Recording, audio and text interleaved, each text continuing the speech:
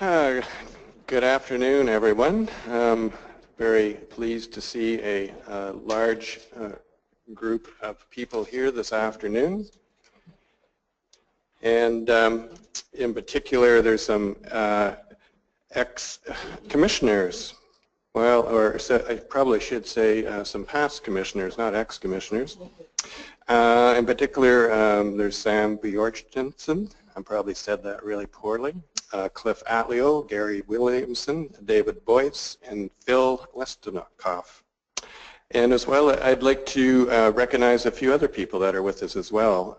Chris Oliver from the North Pacific Fishery Management Council, as well as Dan Hall, also from the North Pacific Fishery Management Council. And Dan is also an alternate commissioner for the Halibut Commissioner. And then also as well, Chris Rogers from NOAA. So before getting into the formal part of the agenda and going through that too, I'd also like to welcome a new face on the Canadian side. Well, probably not new to many of you. Jake has been around for, I don't know, a couple of years, Jake, 40 or so? Well, something like that, yeah. And Jake has a long history in the halibut fishery, and Jake has been identified as our minister as our third commissioner for this meeting. So welcome, Jake, and I appreciate your long history and understanding of the halibut fishery, and look forward to working with you over the course of this meeting. And I was mentioning to a number of people yesterday that when I came over from Vancouver it was pouring rain, and when I got here to Victoria the sun was shining, and Martin Page tells me that, well, this is winter in Victoria, so I guess I'll have to get used to winter in Victoria. I'm just going to see, Jim, did you have any opening comments that you wanted to make? Thank you, Mr. Chairman. Just very briefly, a few of them. I appreciate being back in Victoria as well. We're in the harbor room this morning. I stepped outside and I had to take my coat off. So sun in my face, it's wonderful to be back here. A lot of old friends. We have a new commissioner on our side as well, someone who is well known to the Halibut Commission family, Linda Benkin. She's been around. I suggested the number of years this morning, and after I said it, I said I shouldn't have said that many years because I don't think she's that old, but she's been around a while, and we're glad to have her as a commissioner here with us.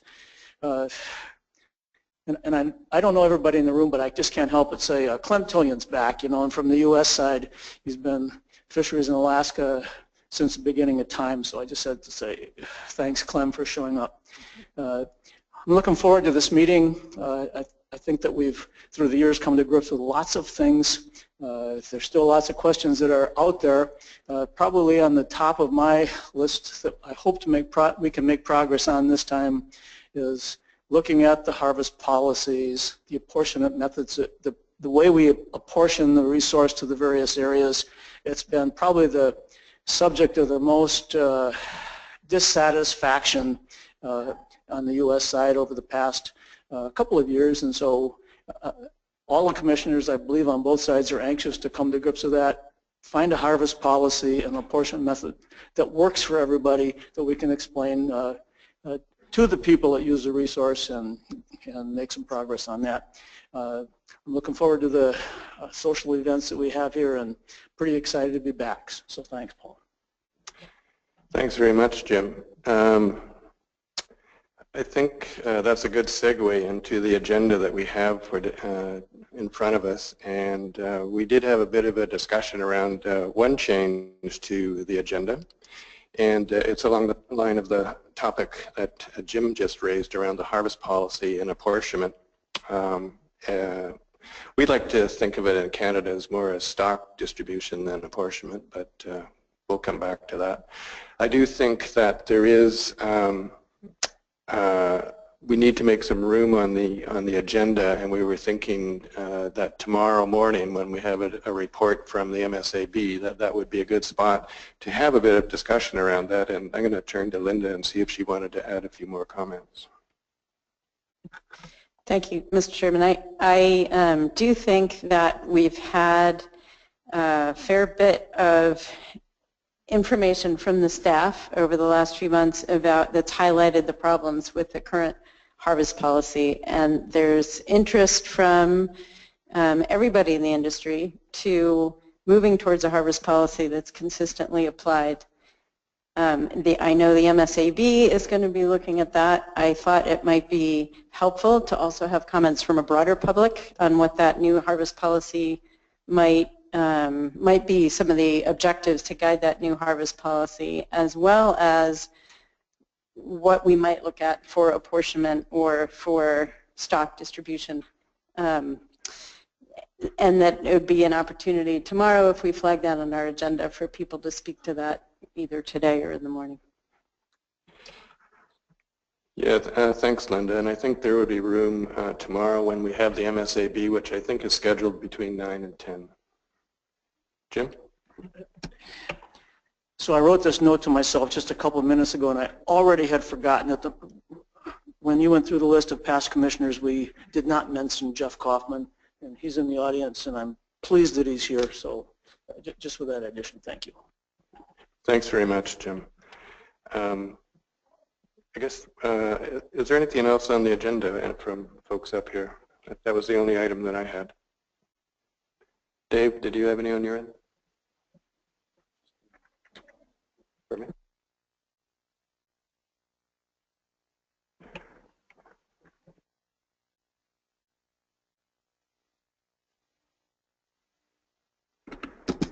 And perhaps one more introduction.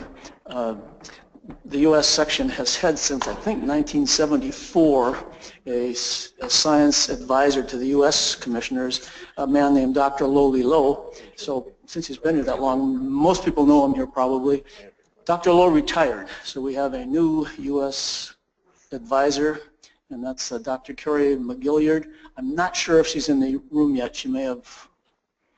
She is in the room, second row. So thanks for coming, Carrie, and if you see her bustling around and helping us out, that's why we need scientific help. Thanks, Jim. And I guess, well, one more other introduction then, which is to Dr. David Wilson. Now, David is our new executive director, and he has been working here for a while. But I think this is the first in-person meeting. We had the interim meeting back in December, and so many of you heard David on the phone, but for many of you, this is probably the first chance that you've met David. And Dave, I guess I didn't know if you wanted to have any comments. Thanks, Chair. I guess very briefly then, thank you for the introduction, and thank you for everybody for traveling to this, the 93rd annual meeting of the IPHC. I must say that it was with great excitement and anticipation that I accepted the job offer from the commissioners last year to be the 7th executive director of the IPHC. The IPHC, as you know, has has the longest running history of any RFMO, and in many cases it's widely touted as the gold standard in fisheries management for rights-based fisheries bodies. I have some very large shoes to fill from Dr. Bruce Lehman, who served as Executive Director for 19 years, and I can assure you that I'll be working as hard as possible to, if not match, continue to advance the reputation of the IPHC. We have, quite honestly, the most impressive staff, scientific, technical and administrative staff that I've ever had the pleasure of working with. Although I can hardly take them all seriously sitting at the front here in suits. I don't think I've ever seen any of them wearing a suit before. But just rest assured that over the coming years I'm going to do all within my power to work very closely, obviously, with the staff, with the commissioners, and also very importantly with all of you to ensure that your businesses, the fishing industry and the stock itself are as profitable and sustainable as possible into the long term. So with that said, Chair, thank you very much. Thanks very much, Dave. And then just some general meeting information that I'm going to ask Steve to go over with respect to webcasts and live tweeting and where you can also sign up for questions for each one of the agenda items, but I'm going to ask Steve Keith to go over that for you.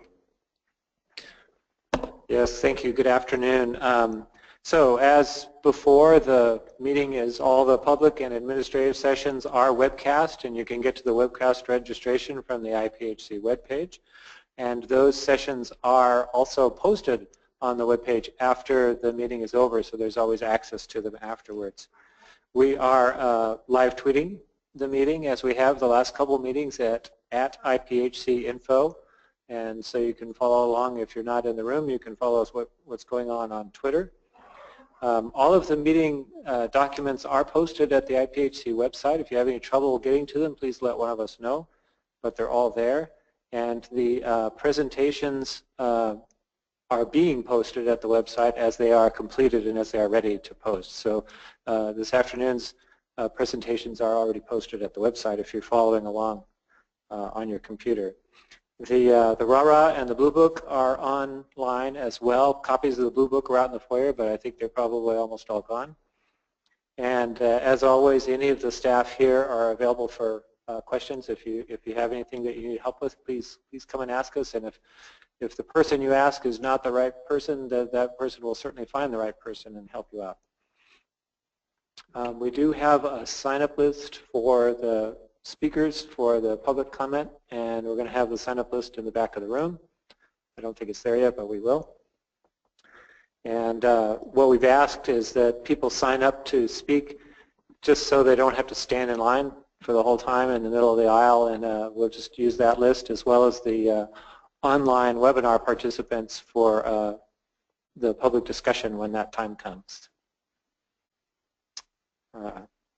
And that's it. Thank you. All right, thanks very much, Steve. So we're going to move on to the next item on our agenda, which, Dave, are you going to walk us through some of the update on actions arising from the 92nd annual meeting and also from the interim meeting? Thanks, Chair. I will be brief. The intention of paper 03, which is going to be projected onto the screen in a moment, is simply to provide the Commission and all of you a means to measure or make the Commission accountable and the Secretariat staff accountable for the actions arising from the previous meetings. And in some cases you wouldn't be aware of the outcomes of the work meeting and also the interim meeting held late last year. So this document simply summarizes as Appendix A of the document all of those actions arising from last year's annual meeting, the work meeting, and the interim meeting held last November, and provides an update on the status of progression of that work. Jay, if you could just quickly scroll to the Appendix A.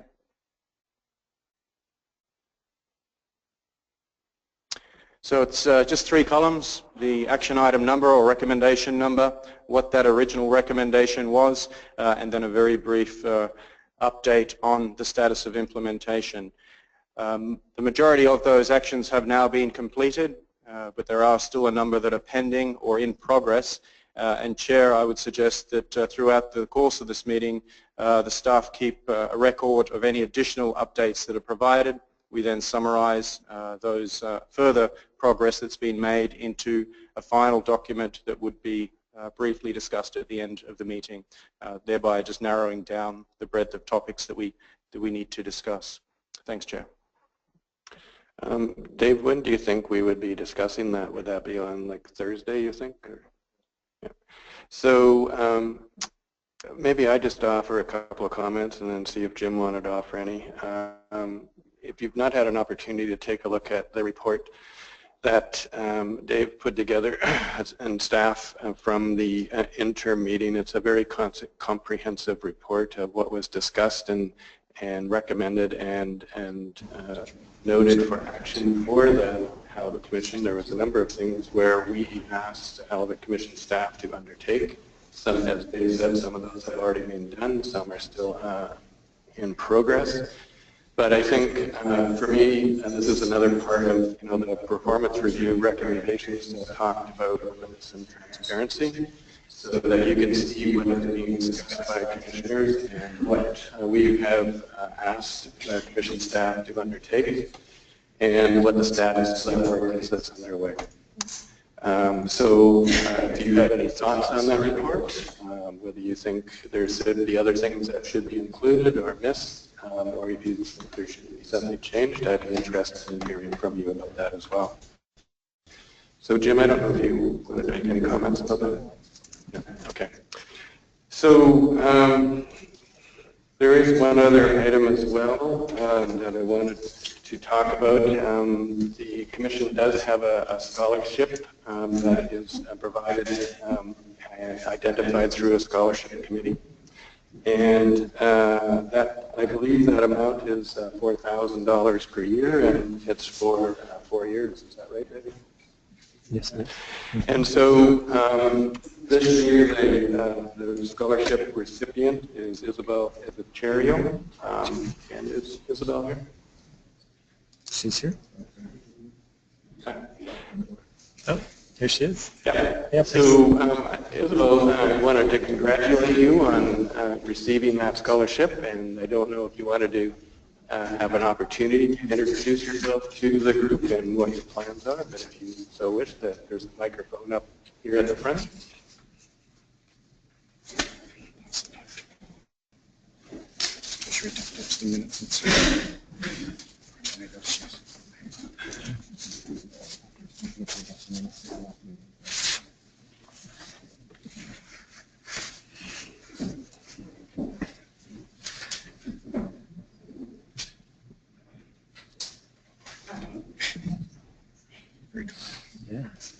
Hello everyone, my name is Untitled.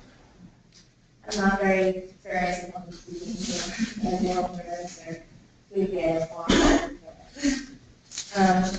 I'd like to thank the Commissioners and also the IPHC for making it possible for me to be here today, and to express my sincere gratitude for the generosity in awarding the scholarship. I have been involved in halibut fisheries since I was a young teenager, and I've had the good fortune of being recognized as a pretty skillful fisherman. People have been fishing halibut and other species for most of their lives. They have imparted to me a healthy respect for the ocean, for all the fish in it, and for their way of life. Having primarily fished halibut during the summer survey season, I would like to acknowledge and to thank all the IPHC staff that I've had the opportunity to work with over the years. They have always been willing to share their time and their knowledge, and due to their willingness to educate, I've had a better appreciation for the importance of good science in managing this resource. And of course, they always brought with them good movies and new music, which is always welcomed. I have followed the Commission's management process in a limited way through the webinar, but this is my first time at an annual meeting. I'm just starting to understand all the different variables that go into what you do here, and all the with all the different participants and the debate of the science and, of course, politics. I am, however, keenly aware of the rapidly changing climate structure and the challenges that it puts on managing a fishery. I am hopeful that we can acknowledge the impacts we have on our environment and take the hard but necessary steps to mitigate them. I intend to continue my involvement in this iconic fishery, and although there are certain obstacles, especially for people of my generation, I'm invested in the fishery. I believe that through hard work, good management, and active participation, we'll be able to address those issues going forward. I wish to again thank the Commission for their generosity, and I am extremely honored to receive the scholarship. Thank you very much, and long live halibut.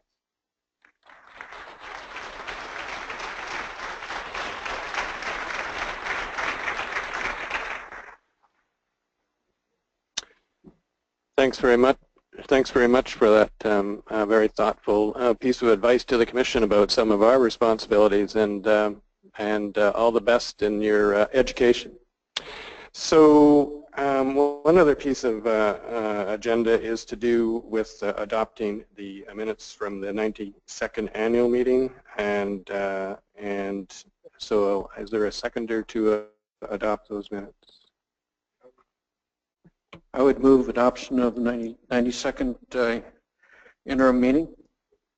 Thanks, Rich. Thanks very much, Bob. Anyone opposed? All in favor? Aye. Yeah.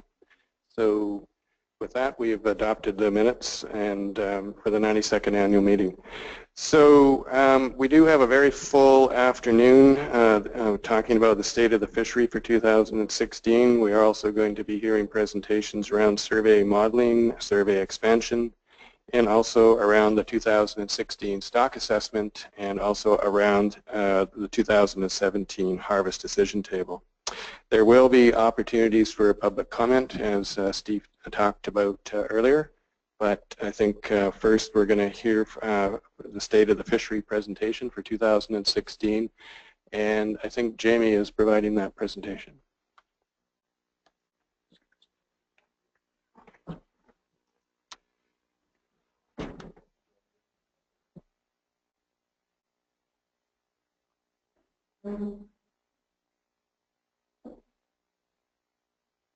Good afternoon. I am Jamie Goen. I'm the new Fisheries Statistics Program Manager here at the Commission. I oversee our survey and commercial data programs. I also oversee our IPHC regulations, and I coordinate with the governments of US and Canada, the tribes and First Nations on fisheries management and data issues.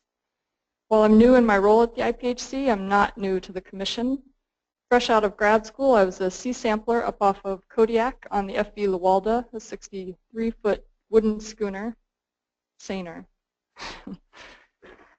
In the past 15 years, I've worked for the U.S. government on fisheries management policy and regulations, mostly in the groundfish fishery off Washington, Oregon, and California. I'm very excited to be back at the IPHC and look forward to working with you all and hearing your perspectives over the coming weeks and months. So I'll be talking about the state of the Pacific halibut fishery in 2016. This is agenda item 4.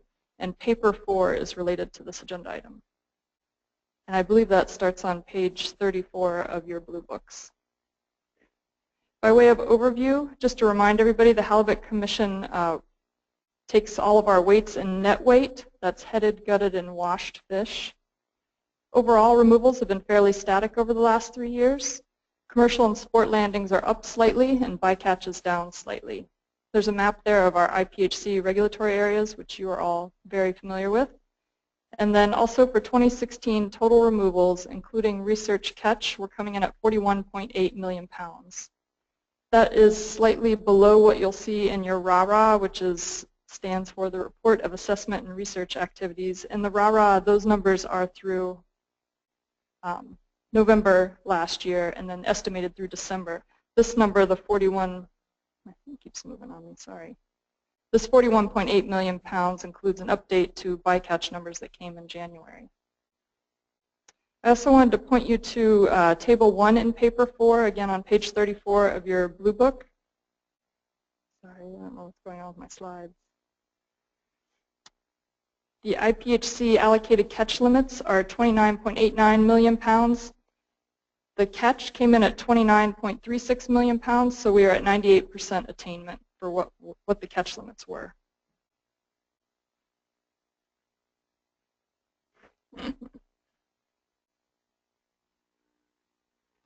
Going over total halibut removals between 2015 and 2016, the column there to the left, you'll see there's commercial landings, there's commercial incidental mortality, which is also called wastage. We have sport landings and sport incidental mortality.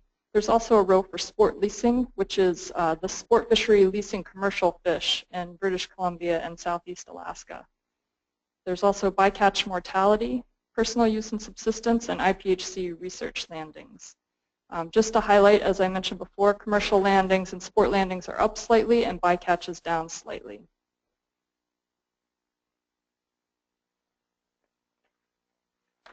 Going through the allocation by government, again, Table 1 in Paper 4 provides some more detail on this, as well as RARA Chapter 2. For Area 2A off of Washington, Oregon, and California, the allocation is by the Pacific Fishery Management Council's catch sharing plan between sport, commercial, and treaty Indian users, and they came in at 1% over allocation. For Area 2B off British Columbia, the allocation is by DFO's allocation policy between sport and commercial users. They came in at 3% under their catch limit. For Areas 2C and 3A off Alaska, allocation is by the North Pacific Fishery Management Council's catch sharing plan between the guided sport fishery and commercial fishery. Area 2C was 1% under their catch limit, and Area 3A attained their allocation.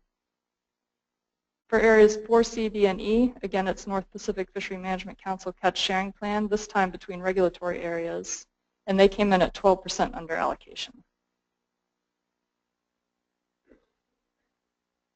Focusing on the commercial fishery in Area 2A, the directed commercial fishery is one of our last remaining derby fisheries. They had 3 10-hour openings. This is different than previous years. There have been 2 openers. We had 3 in 2016. They came in at 2% over their catch limit. For the incidental fisheries to salmon and sablefish, those are a ratio of halibut to the target species. For the incidental commercial catch with salmon troll fishery, they came in at 24% under their catch limit, and incidental to the sablefish fishery came in at 40% under their catch limit. For the Treaty Indian commercial fishery, they had several openers listed there, and they came in at 1% under their catch limit. Turning now to commercial fisheries in British Columbia and Alaska, these are quota share fisheries. They were open March 19th through November 7th last year. British Columbia was 2% under their catch limit. Alaska was 3% under their catch limit, and I'll note at the bottom there, Area 4 CDE was 12% under. And you'll notice throughout my presentation I've got some pictures of our port samplers. Their names are listed there and the ports they work in. Switching to sport fisheries, again the RARA Chapter 2 has more details if you're looking for that. The Area 2A catch sharing plan divides the coast into 7 sport areas. I've displayed the range of allocation attainment for those areas. Southern Oregon came in at 52% under, while Puget Sound came in at 79% over. Overall for Area 2A, they were 9% over their allocation. For Area 2B off British Columbia, they were approximately 1% under their allocation. For sport fisheries in Alaska, they're divided between unguided sport and guided sport. So unguided sport, also called private anglers, in all areas, there's no allocation for those fisheries, but they caught 2.85 million pounds. For Area 2C, the guided sport fishery, they were 13% under their allocation, not including GAF or incidental mortality. And for Area 3A, charter sector, they were 8% over their allocation. And the management measures are listed there. For subsistence fishery, harvest for subsistence or personal use is by Washington Treaty Tribes. They call this ceremonial and subsistence fishery. For British Columbia First Nations, it's the food, social, and ceremonial fishery. And then there's also Alaska rural residents and federally recognized native tribes. And I've listed there where in the RARA you can find more details on the subsistence fisheries. Overall, they came in at 1.2 million pounds, which is similar to previous years. And we expect to get some update on some subsistence numbers this week. Turning to some port highlights, we've had some great work going on in our ports over 2016. There's a Weights with Length project. This is research looking at collecting data to update our length-weight relationship tables.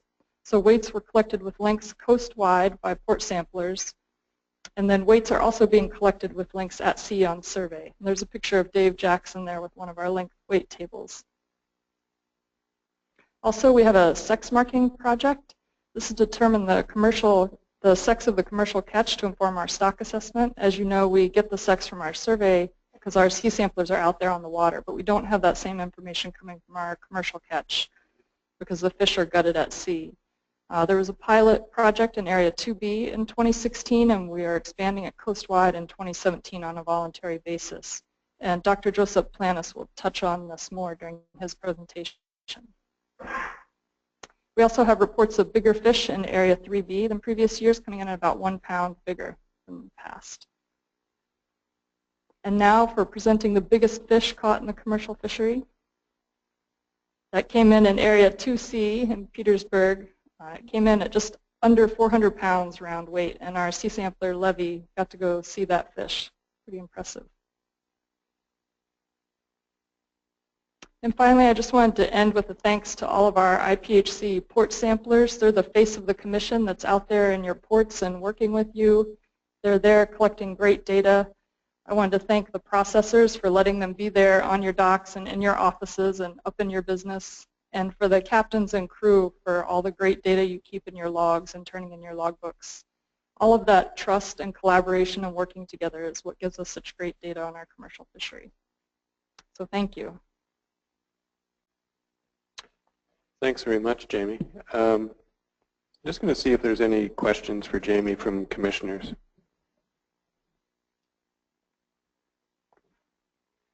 Nope, not at this time. Thanks again, Jamie. Just for the audience here and also for people online, just to be clear, we were going to hold questions till the end of all the presentations from Jamie, Ray, and Ian. And if you sign up for questions either online or in the room, if you just would note who you're going to ask the question to, the topic or the person, and we'll do that at the end of all the presentations.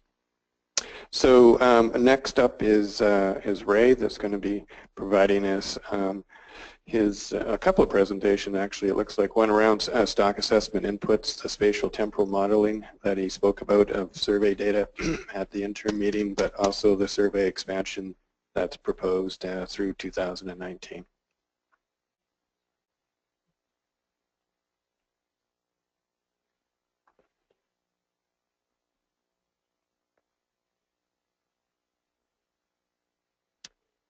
Good afternoon.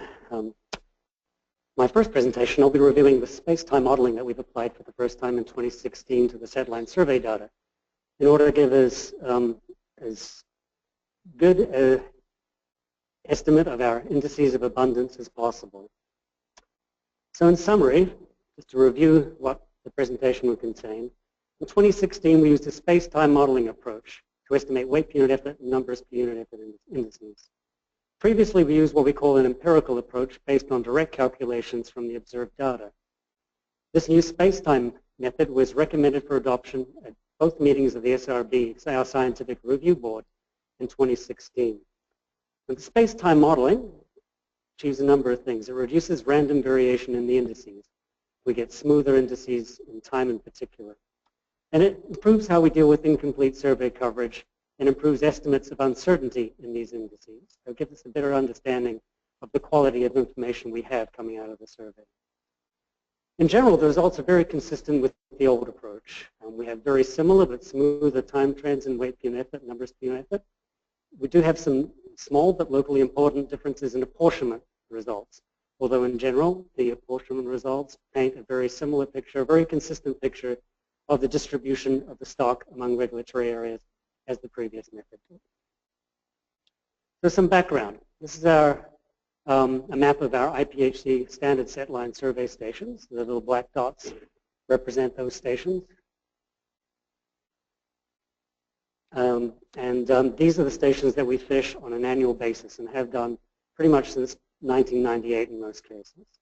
These stations are on a grid with 10 nautical mile spacing between stations. And there are about 1,200 of these stations fished annually. And from the data from that survey, we calculate the mean survey O32 weight per unit effort, where O32 are the halibut that are 32 inches or greater in length, and the total numbers per unit effort. That includes halibut of all sizes. And these are used as indices of halibut density. The index density in each regulatory area, and we weight them by the bottom area for each area to create coast-wide indices. So the survey weight per unit effort provides us the most direct comparison with commercial weight per unit effort and is used for apportionment. The survey numbers per unit effort is used as a key input into the stock assessment. As I mentioned, until this year, these indices in each regulatory area were based on just the simple arithmetic mean of station weight per unit effort and numbers per unit effort. We just add up whatever weight per unit effort we get at each station within an area and divide by the number of stations with some adjustments. And these adjustments are for incomplete survey coverage. And we account for that incomplete coverage by making use of adjustment scalars. When we've had a year in which we've had more complete coverage, say we've done a survey expansion, for example, in 2A in 2014 and 4A in 2014, we can calculate the difference between what we see from the complete survey and what we see from the survey that we're fishing annually and make an adjustment when we have incomplete coverage. We also make use of complementary data from other surveys, and I'll talk more about that later in my presentation. Or in the absence of any other information, we assume that catch rates in the regions in which we have information can also be applied to unsurveyed regions. For example, if we don't have any information in deep waters, from 270, which we consider 275 to 400 fathoms, which is outside of our standard depth range, we might apply the average for the rest of the depths to that region as well. So why take this extra step and fit space-time model? How does that provide an improvement over just using the raw data that come out of the survey? Well, it makes use of the same data, but it extracts more information from that data. So we're making better use of the information that's contained in our survey data. And in particular, stations that are close to each other in space are more likely to have similar halibut density than those far apart, which we call spatial dependence. And sets made at a station in consecutive years are more likely to have similar weight per unit effort than those made at several years apart. So temporal dependence. And what we're getting, in other words, is that halibut density is patchy, and those patches would persist with time. And that shouldn't be a surprise to anyone who's working in the fishing industry. If you go to an area which yielded high catches in one year and you go back to the same area the following year, they're more likely to be high catches than if you go to some other area. Or likewise, if you have an area that has relatively low density, areas nearby that area are likely to have lower density too. And space-time models can make use of this information to improve our estimates of the indices. So here's an example to illustrate what I'm talking about. So here's some data from Area 3B, which we observed in 1998. Each of these circles represents a station location from our setline survey. That's all they represent. And the colors indicate the catch rate we had at that station. So dark blue represents close to 0 pounds per escape, and the red on the other end of the spectrum represents high weight per unit effort, in particular up to 1,500 pounds per escape back in 1998. And the other colors are intermediate. So even from this raw data, these are just our raw catch rates from the survey, we can see some structure in the data, some areas which tend to have high weight per unit effort, patch of red down on the lower left of the screen, and areas which have lower weight per unit effort, for example, up near the top right of the figure. So let's zoom in a little bit on one of those areas.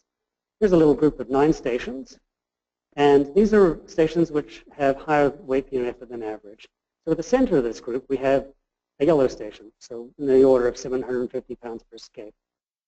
So in the neighboring stations, those are more likely to also have higher than average weight per unit effort than, say, a station that's far away. And less likely to have extremely high weight per unit effort than some of the other patches, which are some distance away. On the other side of the range, we can look at the second patch, which is lower than average weight per unit effort over here. And we look at the middle station here, it's light blue, so it's indicating quite a bit lower than average, around 75 pounds per escape, which was lower than average back in 1998. And the stations adjacent to that are also relatively similar. They're not going to be exactly the same. There's going to be some differences at a small spatial scale, but some of those differences are just due to random variation. Each time you go out and fish, even if you go to exactly the same spot you were able to fish within a short time period from your last fishing, you're not going to get exactly the same answer. There's other factors going on apart from the underlying density of halibut that are affecting the exact catch you get each time you fish. So moving forwards in time, here's 1998. We see the patterns remain similar. The area on the right has lower weight per unit effort on average, and the area on the left is higher. And we see that that's true of all the stations, most of the stations surrounding that center station in each of those areas. And we might have some changes from year to year. As we noticed in 2000, we had lower weight per unit effort. So there's going to be some temporal trend built into this as well. We can account for that in our models. But in general, you have similarity in space, similarity among stations close in space, greater similarity than you have in stations further apart in space. And likewise, moving into 2001 and 2002, we tend to see these patches persist with time. So we can improve estimation by making use of that data. We make use of additional information. We make use of data from nearby stations in the same year to improve our estimate at a particular location, and data from the same station and nearby stations in other years, past years.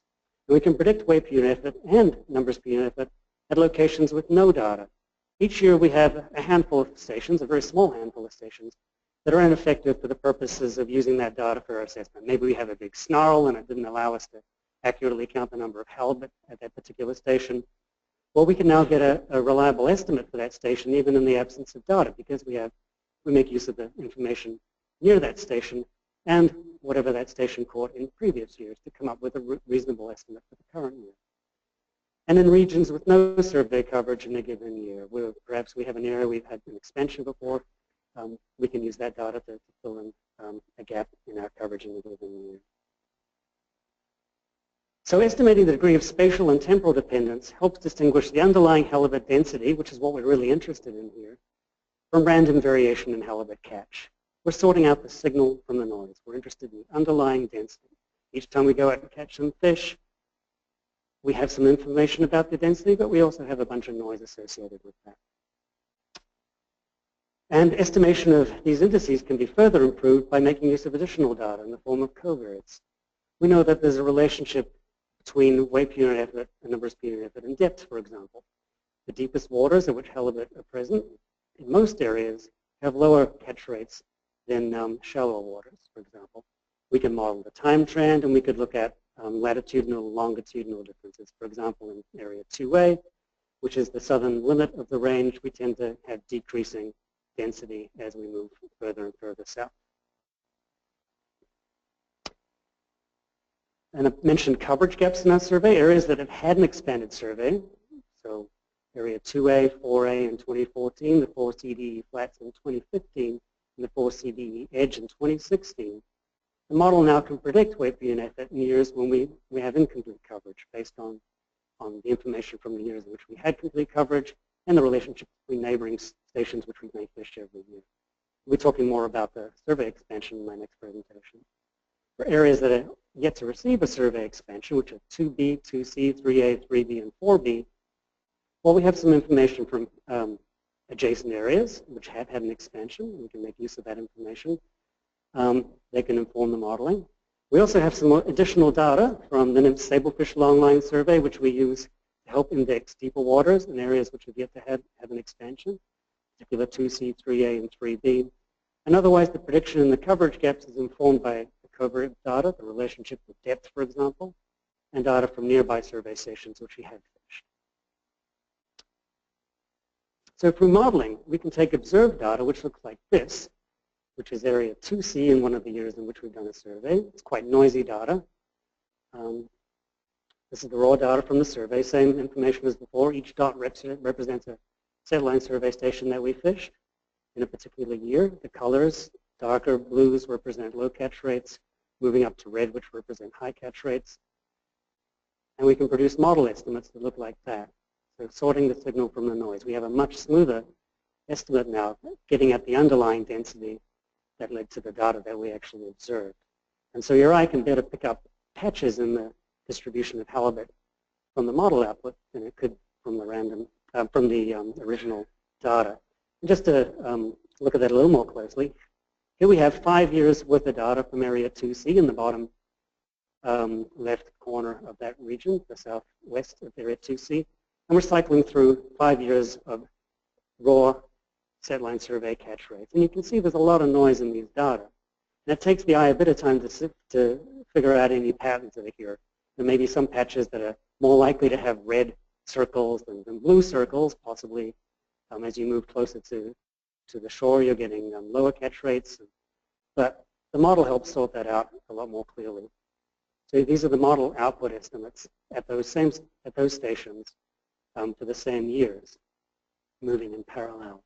So we can see that in the lower southwest, we have a pretty persistent patch of high density, whereas close to the shore, we have very consistent areas of relatively low density. But the area nearest to the edge, in general, has higher weight per unit effort. And we can also, if we stared at it long enough, make out a trend, which wasn't at all obvious in the raw data, that over this 5-year period, we tend to have increasing weight per unit effort on average across the 5 years. So again, how does this space-time modeling improve our indices? We're reducing random variation of the annual index values. So we're trying to model the underlying mean process, the underlying density process. And that typically has strong spatial and temporal dependence, and we can make use of that information to improve our estimates.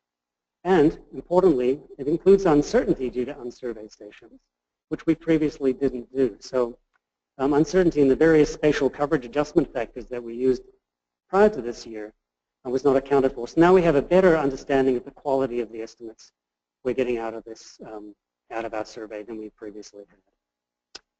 So conclusions, our modeling approach offers clear scientific advantages over the previous method for estimating weight per unit effort and numbers per unit effort. In particular, we can dispense with these inelegant and ad hoc collection of adjustment factors for incomplete spatial coverage, which leads to greater clarity and consistency in how these indices are calculated. And at 2 meetings in 2016, our Scientific Review Board recommended the use of the space-time modeling approach starting this year. Yeah, that's the 2016-2017 assessment period. Now, somewhat distinct from the space-time modeling, but an important part of how we analyze the data, are some adjustment factors which we apply to weight per unit effort. We've been doing this for some time since we introduced the coastwide assessment back in 2007.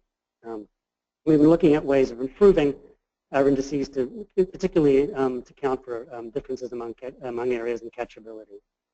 And the key adjustment for catchability that we make is a competition for hooks adjustment. So halibut are competing for baits with other species, and they're competing amongst each other. And if you have high competition, then that might reduce the catch you would have seen in the absence of competition. We did this a little differently in 2016 than we did previously. Previously, we calculated an area-wide adjustment. We basically aggregated all the data related to this competition, which is the baits that are returned from our survey sets, and summed it all up and calculated an adjustment for an entire area. Because the modeling is done at a station-by-station level, we had an opportunity to make an improvement, and that's to use the station-level weight per unit effort, numbers per unit effort data. And what that does is it accounts for local effects of competition, which were basically smoothed away or attenuated when we were using the area-wide adjustments. But there are some noticeable effects on this, particularly in the apportionment process of making this change. And these effects are significant in some areas. For example, in area 2A, we have competition is greatest in regions of low weight per unit effort. What that means is that with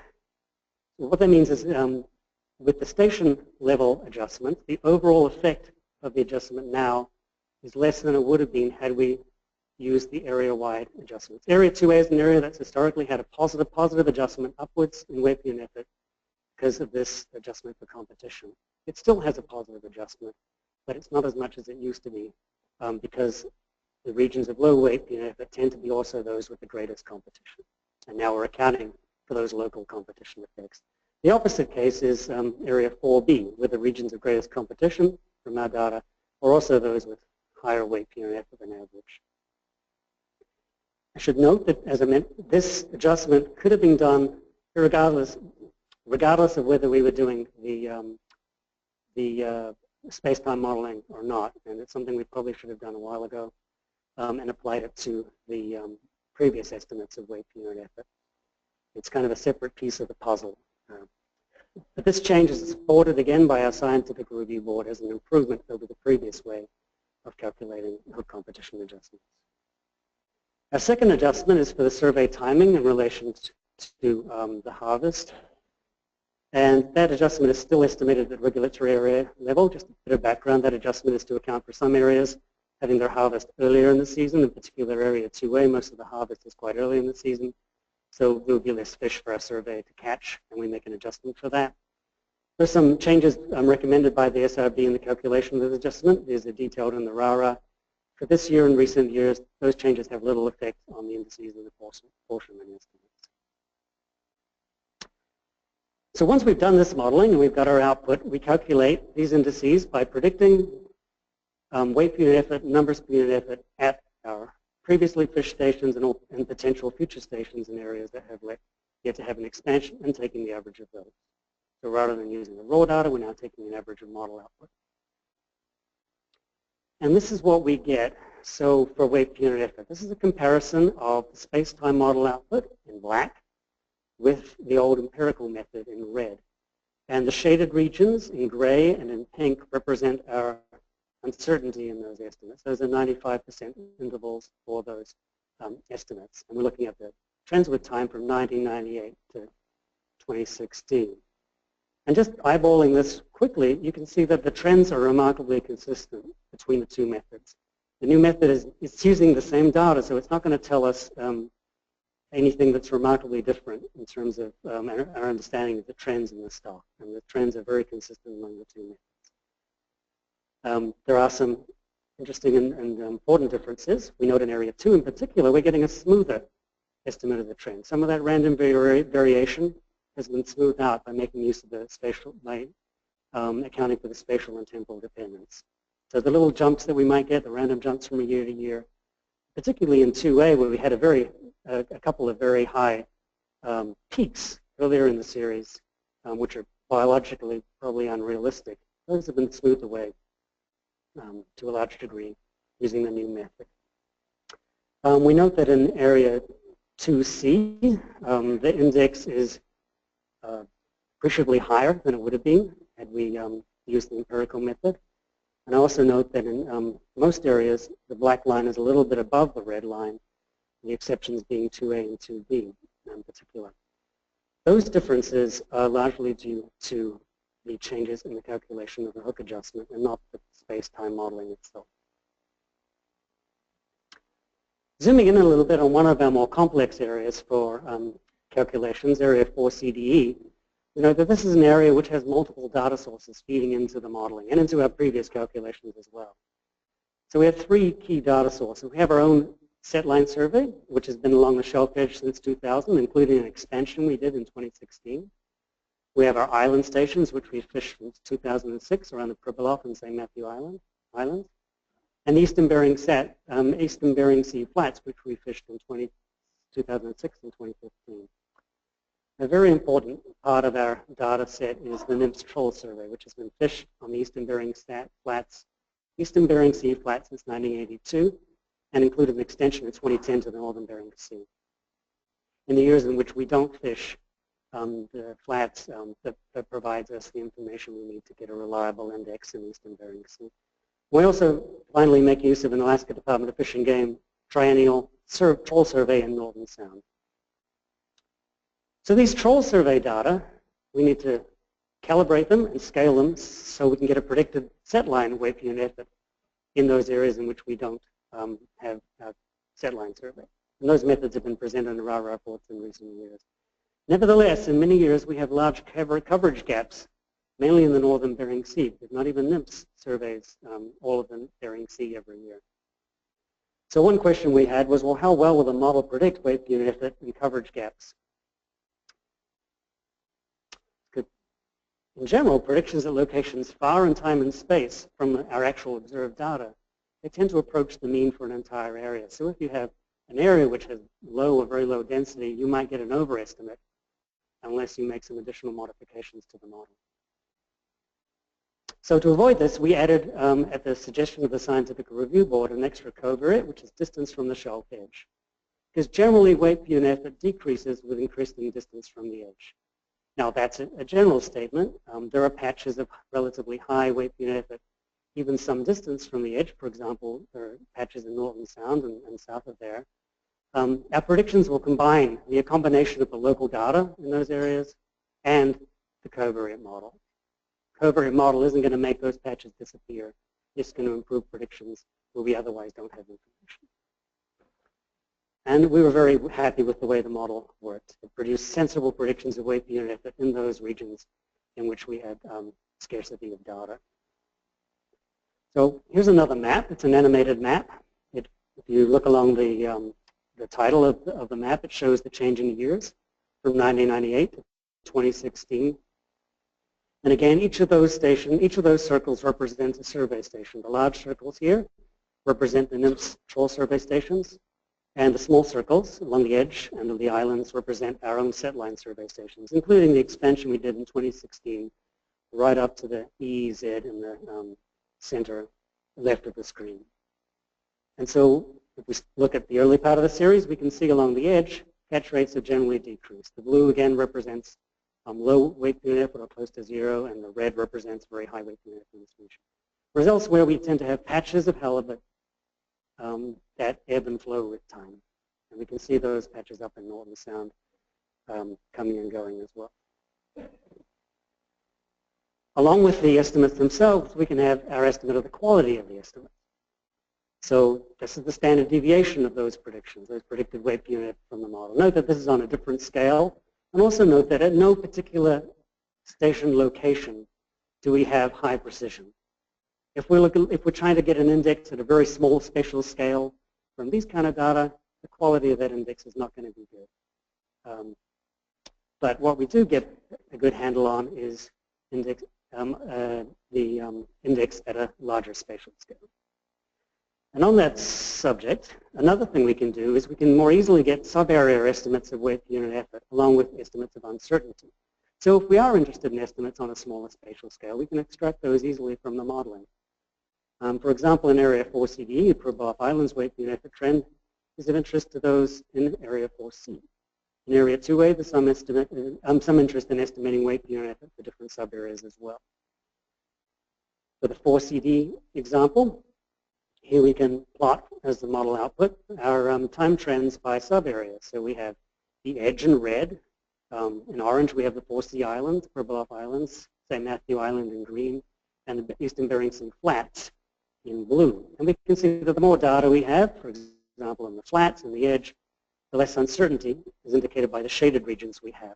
Whereas areas like the 4C Islands and St. Matthew, which are based on generally 10 and 20, close to that, survey stations that we fish each year, we have much greater uncertainty in those estimates. But this is more easily accessed with measures of uncertainty from the modeling than we could previously.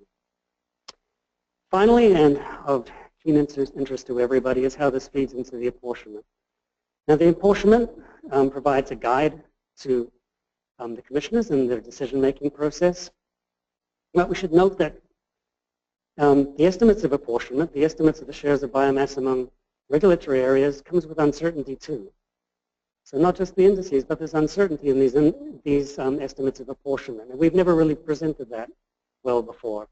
The modeling allows us to do that. It allows us to present reliable estimates of the uncertainty in our apportionment estimates.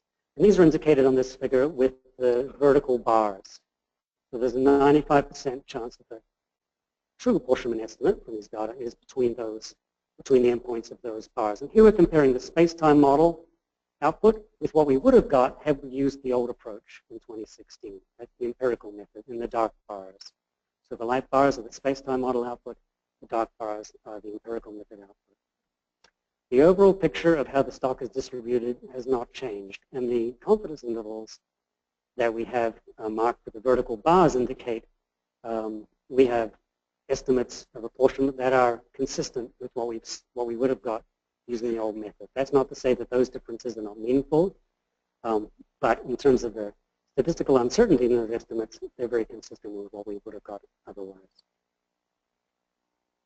So finally, this is the first year in which also a consistent approach has been used to estimate both weight per unit effort and numbers per unit effort.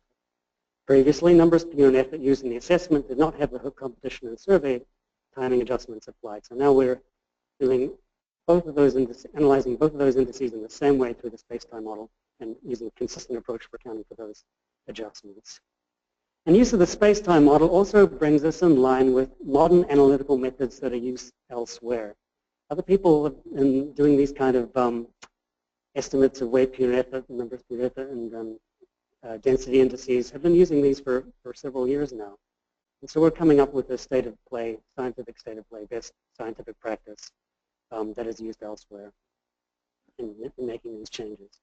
And we expect these estimates to improve with further additional data as they become available. We get new data from the survey every year, but we're also expanding the survey as well. And so we have future survey expansions planned in 2A and 4B in 2017, and 2B and 2C in 2018, and 3A and 3B in 2019. And those are going to provide important additional information to inform our analyses. We also note there's an expansion of the NIMS Troll Survey plan in the Northern Bering Sea in 2017 as well, this year, which is the first time that that's been done since 2010. So that's going to provide some very useful information for the Northern Bering Sea, which is otherwise infrequently and sparsely surveyed. And 2017 is also a year in which the Alaska Department of Fish and Game is due to survey Northern Sound. Thank you. Thanks very much, Ray. Just see if there's any questions from commissioners for you on this particular presentation.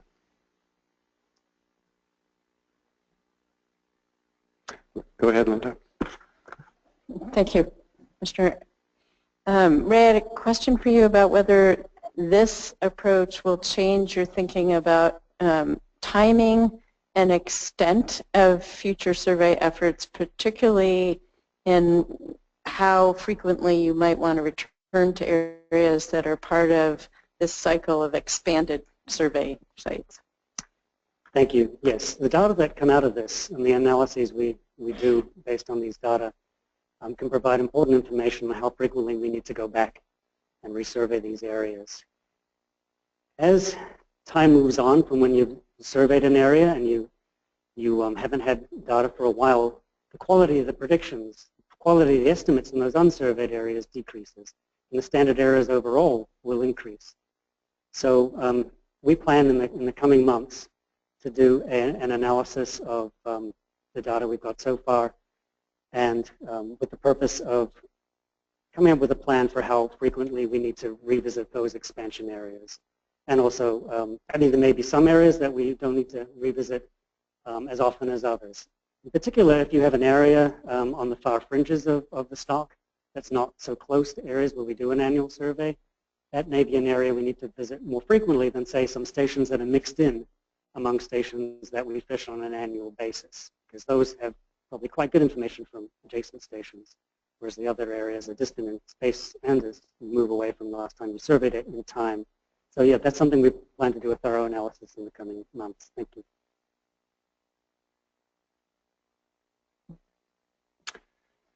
Any other questions from commissioners?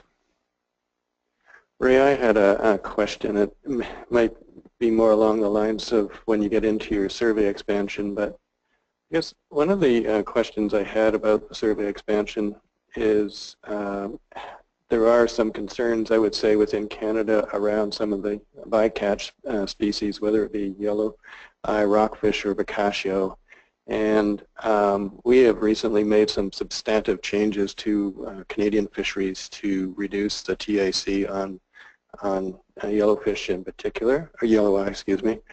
And I'm wondering what your thoughts are about how the survey could also undertake to reduce its impact upon yellow eye and other species that may be of concern. And I suppose more generally too than just on that particular question is within Canada that we're undertaking a process of setting aside some or making some changes to how we protect certain areas or certain ecologically sensitive ecosystems. And I would think, or there's a high likelihood of where some of these setline surveys may occur would be in some areas where we may wish to not see activities take place, for example. So that last point I put out just for information, and there's probably more discussion around it. But my first question is, what do you think could be done when you're undertaking this type of survey to reduce your impact on some species of concern that we have, and yellow eye being one that comes to mind? Thank you. A thorough answer to that probably involves technical considerations that are outside of my area of expertise. My colleagues could better answer technical things that can be done. One thing I will note is that every time we've done an expansion, we've had we work closely with the agencies involved in planning our survey stations and discussing the locations of those survey stations and certainly the impacts on potential bycatch species, particularly rockfish species, is something that is part of that discussion. So we'll be looking at that when we discuss with the agencies in Area 2B along with any other areas. I'm sorry, okay, thank you. So we'll be having discussions with the relevant agencies regarding our station placement in Area 2B and in other areas, and certainly considering the concerns of those agencies and entities regarding closures or regarding the impacts. So that's all I can say on that. I can mention that in order to get the best quality data that we require to get unbiased estimates of these indices, ideally we are not shifting stations from the selected locations. The concern would be that if we start shifting the number of stations, we're going to, and that's based on differences in habitat, because one area might be a preferred habitat for rockfish, another area we move it to might not. That can affect the estimates that we're getting. It can affect the quality of the data. So we'd like to have all efforts, as possible, while working with the agencies and addressing their concerns to ensure we have the best quality data coming out of that our survey. Yeah, thanks, Ray. So, yeah, I think we will certainly be having some further discussions around the expansions, and I appreciate what you said about we'll have those discussions going forward. I do think you have another presentation just providing some more detail about what's proposed for 2017, 18, and 19. That's correct. I don't want to.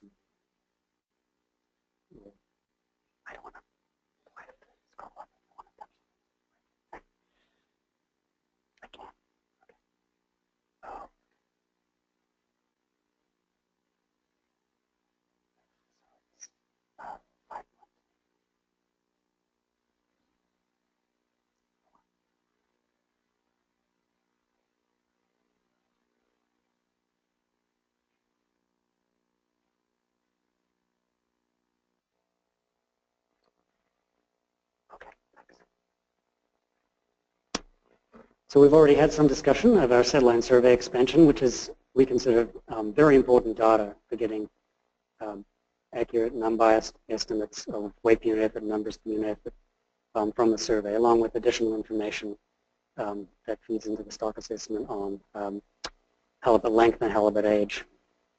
And in 2016, we undertook a satellite survey expansion along the area 4CD edge, and so I'll be reviewing that briefly before discussing the future survey expansions that we have planned in coming years. So this map shows our satellite survey design, including all the expansion, almost all the expansion stations that we've done and we're planning to do. So our standard stations that we fish every year are in black, and the pink stations are the additional stations that are part of our satellite survey expansion.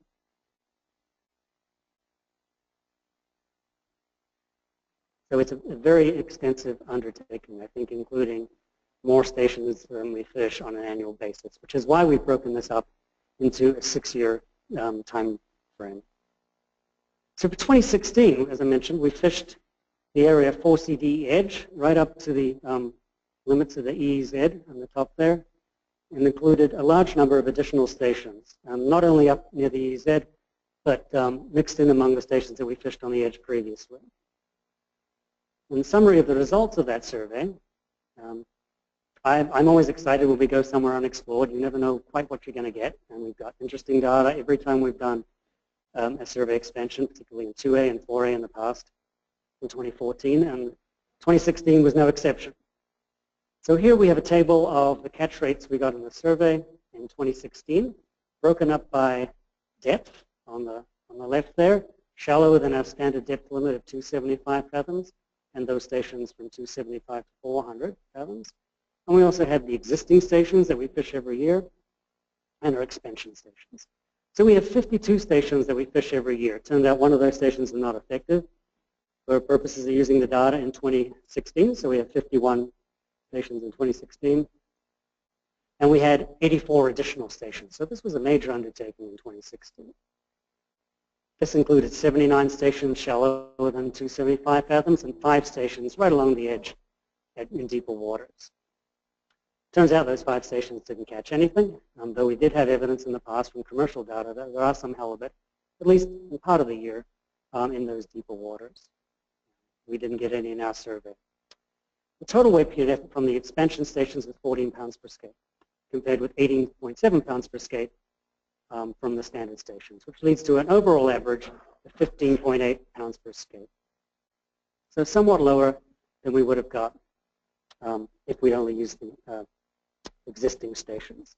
So we learned something new. The densities, particularly to the north or in a little bit off the edge, are somewhat lower than they are where we've been fishing previously.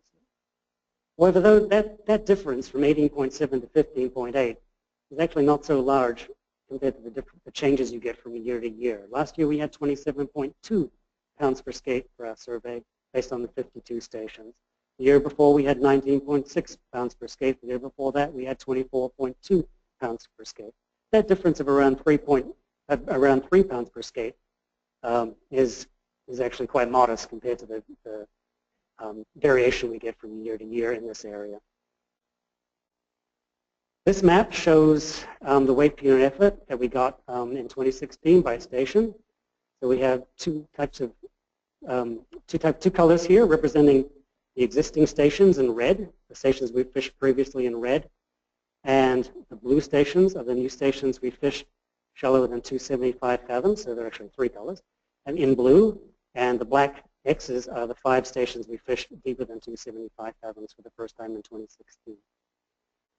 So we can see that there are some quite low catch rates. Those X's represent 0 pounds per skate, particularly away from the edge in some of those new stations. We also have low catch rates in the south at some of the existing stations, 0 pounds per skate. So probably the most interesting thing in terms of exploring new areas is that we have some fairly high catch rates right up to the EEZ. The average was, you recall, around 16 pounds per skate. We have stations that are over 50 pounds per skate, 25 pounds per skate, right up to the EEZ boundary. So what this tells us is that the density of halibut is still high, is likely to be high as you move over the EEZ boundary into Russian waters. It doesn't taper off appreciably as you move into the Russian waters. So we have likely a stock that's moving across the EEZ back and forth. And we're going to get additional information from some tagging that we've done there this year. We use that as an opportunity to release some pop-up tags, and hopefully that will provide us some additional information about movement across the EEZ. So for 2017, we're planning to go into more unexplored territory, this time in Area 4B. This is another one I'm particularly excited about because we have some large coverage gaps in Area 4B. For this map and the subsequent ones, the black here represents our standard stations that we fish on an annual basis, and the red are our potential expansion stations. So there's a lot of unsurveyed real estate in Area 4B. And it may be that not all these stations are fishable. The currents are very fast, and maybe some of these stations are too close to shore or rocks, but these are the potential expansion stations that we will get prior to fishing. Now, and there are 108 of those, compared to 89 stations that we fish on an annual basis. Now, a late addition to our plan for 2017 is a further expansion in Area 2A, along with a repeat of the expansion we did in 2014, which is 163 stations in total. We're planning to add an additional 34 stations to the very south of Area 2A. And this is kind of tying up the loose ends in Area 2A. This is the only area which, for the space-time modeling, we don't have any data that we can feed directly into the model, so we have to make a small adjustment externally to the model to account for this. The NMFS Troll Survey has caught some halibut from time to time in this area. No one's expecting great densities of halibut to come back, great catch rates to come back from the stations that we're fishing off San Francisco or Monterey. But this is about as far south as halibut have been seen, so it's going to provide some additional data to feed into our model. Even the zeros are useful to index density in that southern extreme limit of the range of halibut. And so previously in 2014, we fished 163 stations. Annually, we fished 96 stations in Area 2A, and the new expansion will add 34 stations. And this is partly motivated by getting better quality data for the stock assessment. We've been getting fewer ages and lengths back from the survey than is ideal for the purpose of the stock assessment. Adding additional stations, doing the expansion again ahead of when we may have considered in the future, will hopefully provide some better quality data for feeding into the stock assessment, as well as improving our indices in this area.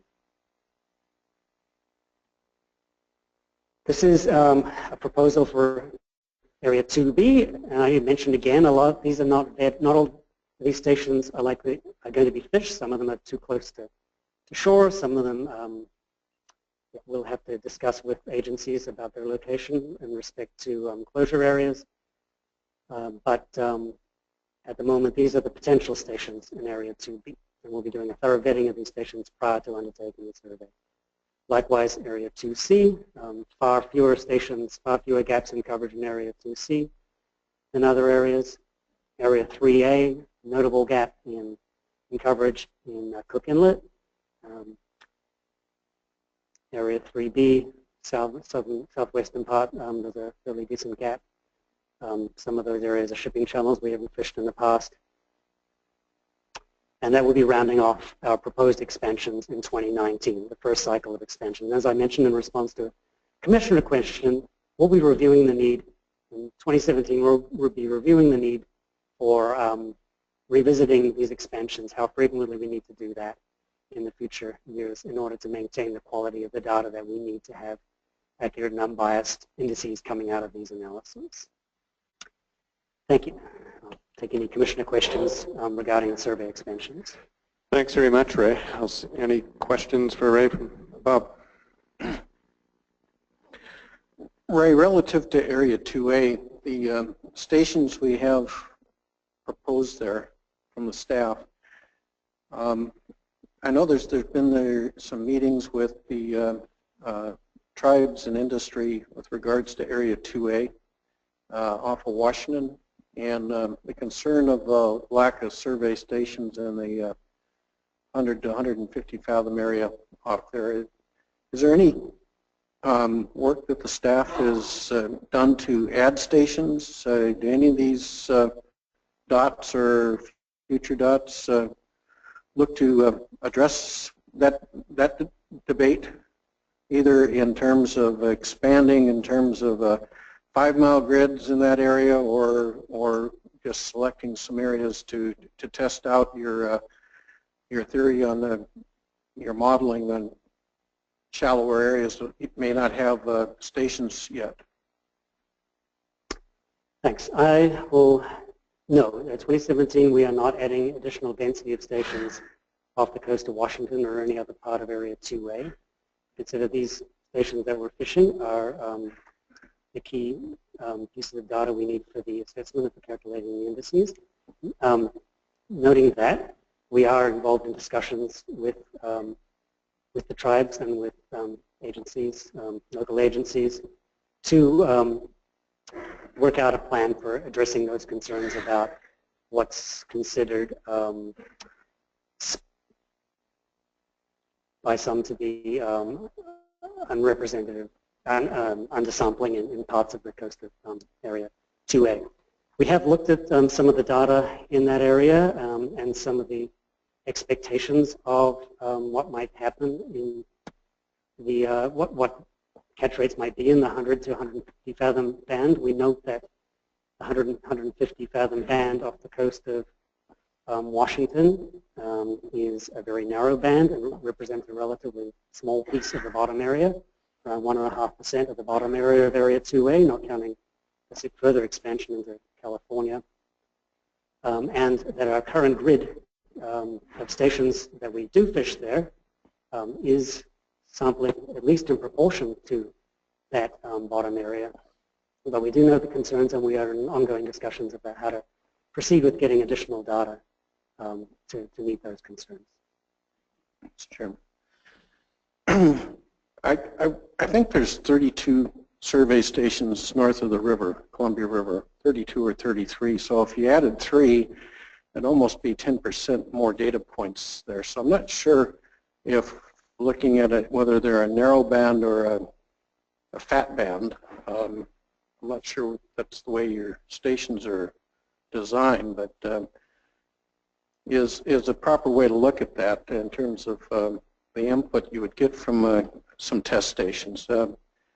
Mr. Chairman, I'm interested in pursuing some test stations in that area. When would be the proper agenda point in the week to maybe come back and address that? A good question, Bob. I think what the Commission staff are looking for is for approval of the proposed 2017 plan and that part within the budget. And I think we'll revisit that budget piece on Wednesday, again for a decision. So for your question about whether it be appropriate to have some more survey stations with some area within Washington, I think maybe if you wanted to bring that back, we can find a spot on the agenda to, you know, if you had a proposal or wanted to talk to some more to staff about how they could come up with some estimates of the pros and cons of doing that. We could definitely find some room in the agenda to do that, Bob. So Wednesday. Well, Wednesday to make a decision, and I think would be best. And so if you wanted to have those discussions later today and tomorrow, and maybe we find room on the agenda either later on Tuesday or Wednesday. Okay, thanks. Linda? Thank you, Mr. Chairman. Ray, I have a question for you about 2C survey expansion, and I know it's a year out. I have heard from a number of fishermen interest in having some of those deep fjord sites added to the survey, even though some of them, Glacier Bay, for example, isn't open to commercial fishing. And I just wondered whether you anticipate any issues with being able to survey in those sites, or if there is a process that involves fishermen in commenting on these sites and on where you're planning to expand the survey sites you're expanding into, and whether they have ideas on those. Thank you. I believe there are issues that the National Park Service does have concerns about us fishing those stations in Glacier Bay National Park. We would like to fish those stations because that's an area we otherwise have no information. That's something we're going to have to discuss with the agency, the government agency involved, and that's all I can say regarding that. I did forget as part of my main presentation that I just remembered. We would like feedback from those interested in considering making bids for their expansions in Area 4B and 2A on the locations we're planning to fish, any information you might have on how fishable they are, how likely you are to get data from those, and any interest you might have in taking part in that survey. Please approach our survey staff, or we have more information on that on our notice board out in the lobby. So thank you.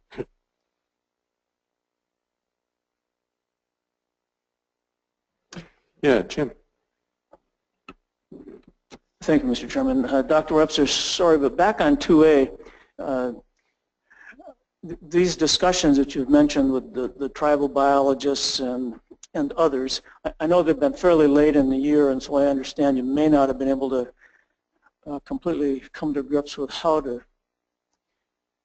approach all of those difficulties perceived or real, but is there a timeline on when you might suggest what might be done about those perceptions, perceived or real?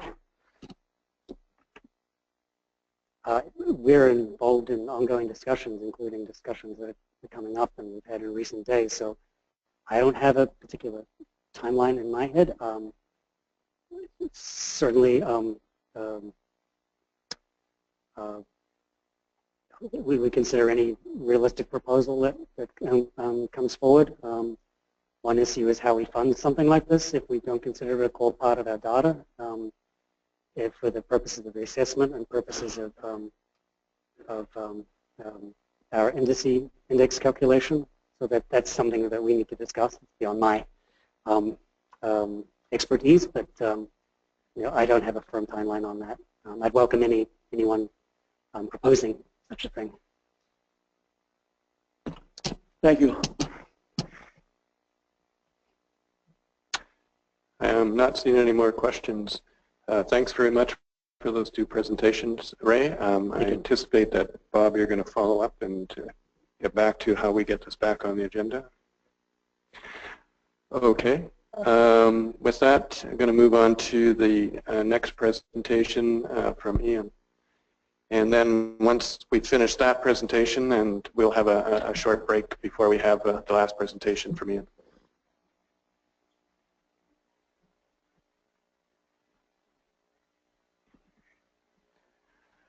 Okay, well, good afternoon.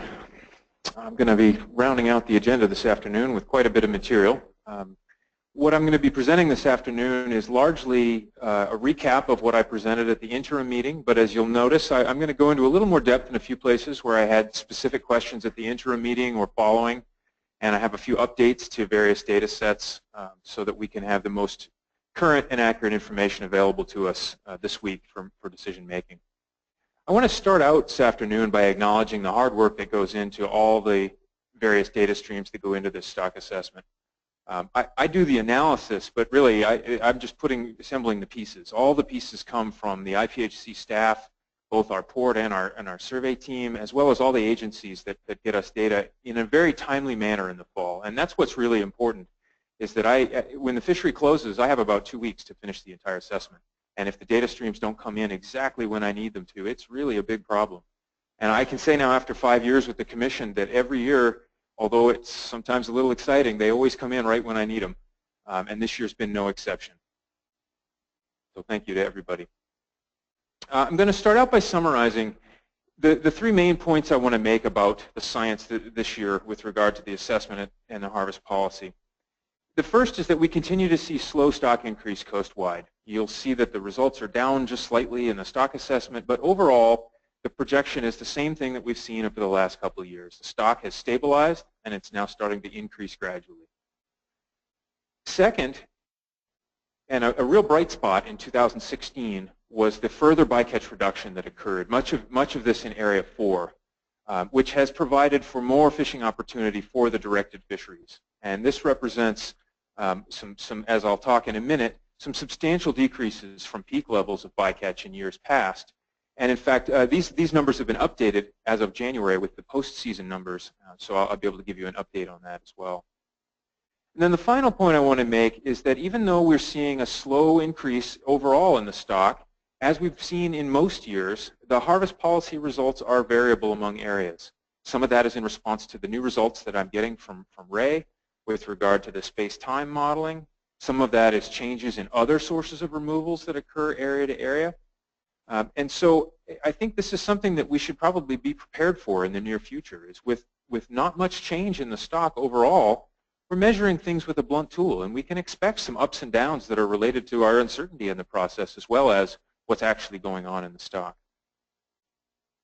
So I'm going to break this talk into three main sections as I have in the past. The first is going to be just the data with no models or as few models included as possible. And this is to give you a sense of what are the trends in the data, what can I determine just from looking at the data sources themselves. Then I'll impose on the top of that some of the modeling results that I've got for this year. And then I'll turn that into the projections for the next 1 to 3 years, which are rolled into the decision table. Then we'll take a short break, because we'll probably need one by then. And we'll move into the apportionment or stock distribution and the harvest policy results to finish out the afternoon. So moving right into the data, you've already heard a preview of some of this information from Jamie and from Ray. And so rather than get down into some of the detail that they provided, I'm going to try to stay with the broader view here and try to draw a few general conclusions. So this first figure shows you the total removals from all sources, all kinds of mortality and all sizes from the halibut stock over the last 50 or so years. And what you can see here is that over time, there are more and more users accessing this stock. The band in purple on top is bycatch. That's fish that are discarded in non-halibut fisheries and end up dead. The dark band below that is personal use and subsistence, which is a relatively small contribution to the total. Below that in blue is the sport removals, which you can see were fairly unimportant prior to the late 1970s, but have become a substantial part of the overall removals from the stock. Then in yellow is fishery wastage, wastage being fish that are caught and subsequently die as part of the prosecution of the directed halibut fishery but aren't included in the landings. So these would be sublegal fish or fish that die due to interactions with lost fishing gear. And then at the bottom of this figure, you see in dark green, the removals from fishery landings from the directed halibut fishery. And the point I want you to take away from this is that we've seen a substantial amount of variability in the removals that have come out of the halibut stock over the last 50 to 60 years. We've seen 3 major peaks in this time period, and there's even a further peak back earlier in the 1900s. So this stock, what we can expect moving forward out of this stock is not stability, it's variability. And this, I think that's the lesson that we see from all aspects of our data, is that the halibut stock is constantly changing. And we've seen some ups and we've seen some downs. Right now, where we are in relation to the long-term average, which is about 63 million pounds over the last 100 years, the removals in the last several years have been about 2/3 of that. We're running at right about 42 million pounds this year. So the productivity of the stock currently is somewhat less than the long-term average, but noting that we've only just passed through that long-term average periodically. It's not, having that as a target is not a reasonable expectation in terms of having a stable level of removals year to year. Over the last 100 years, I think we can conclude that the stock is capable of producing somewhere around 60 to 65 million pounds on a long-term basis. So if we zoom in now on 2016 and look at the distribution of those removals among the different user groups, you can see what I'm discussing when I mention how fully subscribed the stock is. We see on the coastwide level about 2/3 or 60% of the total removals by weight come from commercial landings, with about 17% each coming from recreational removals or sport removals and bycatch, and about 3% each from personal use, subsistence, and wastage. If we zoom in even a little further to the last 5 years and actually give you a look at each of these sources of removals and their contribution to the total coastwide removals over the last 5 years, I'm going to draw your eye to a couple of important patterns here. The first is, over the last 3 years, we've actually seen an increase in the commercial landings from 2014 up to 2015 and up again to 2016. And this is the first time that we've seen 3 years in a row of increases in landings in a long time out of this stock. That's been more than offset by reductions in overall bycatch. So in the last 3 years, we've seen almost a 2 million pound reduction in the estimates of bycatch of halibut from all sources coastwide. And what that means is that even though the landings have gone up, the total level of removals has actually gone down over this time period. So we've managed to generate more landings for the directed commercial halibut fishery and yet reduce the total amount of mortality overall on the stock. Now these numbers match exactly the numbers I had in front of you at the interim meeting, but we've actually gotten an update on the bycatch estimates in January from the postseason. And those estimates, or the postseason estimates, actually suggest that the bycatch on a coastwide basis is slightly lower than it was when we estimated it in November and projected through until the end of the year. So now the reduction in the last 2 years is even closer to 2 million pounds, with just over 7 million pounds estimated for bycatch mortality for 2016.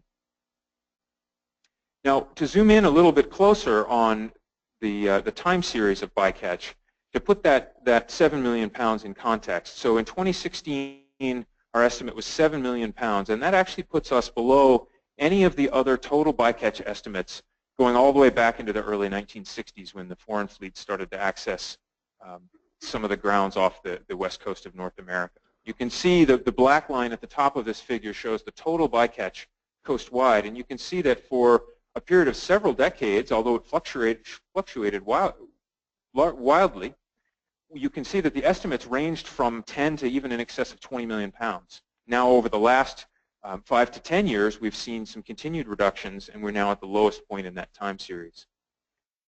The green series, the next one down from the black there, shows you the aggregate bycatch in all of Area 4. And what's important there, as you remember back from a couple of years ago, we had considerable discussion about the effect of bycatch, particularly in Area 4, C, D, and E. And I want to point out that much of the reduction that's occurred in 2015 and in 2016 has occurred in that area in particular.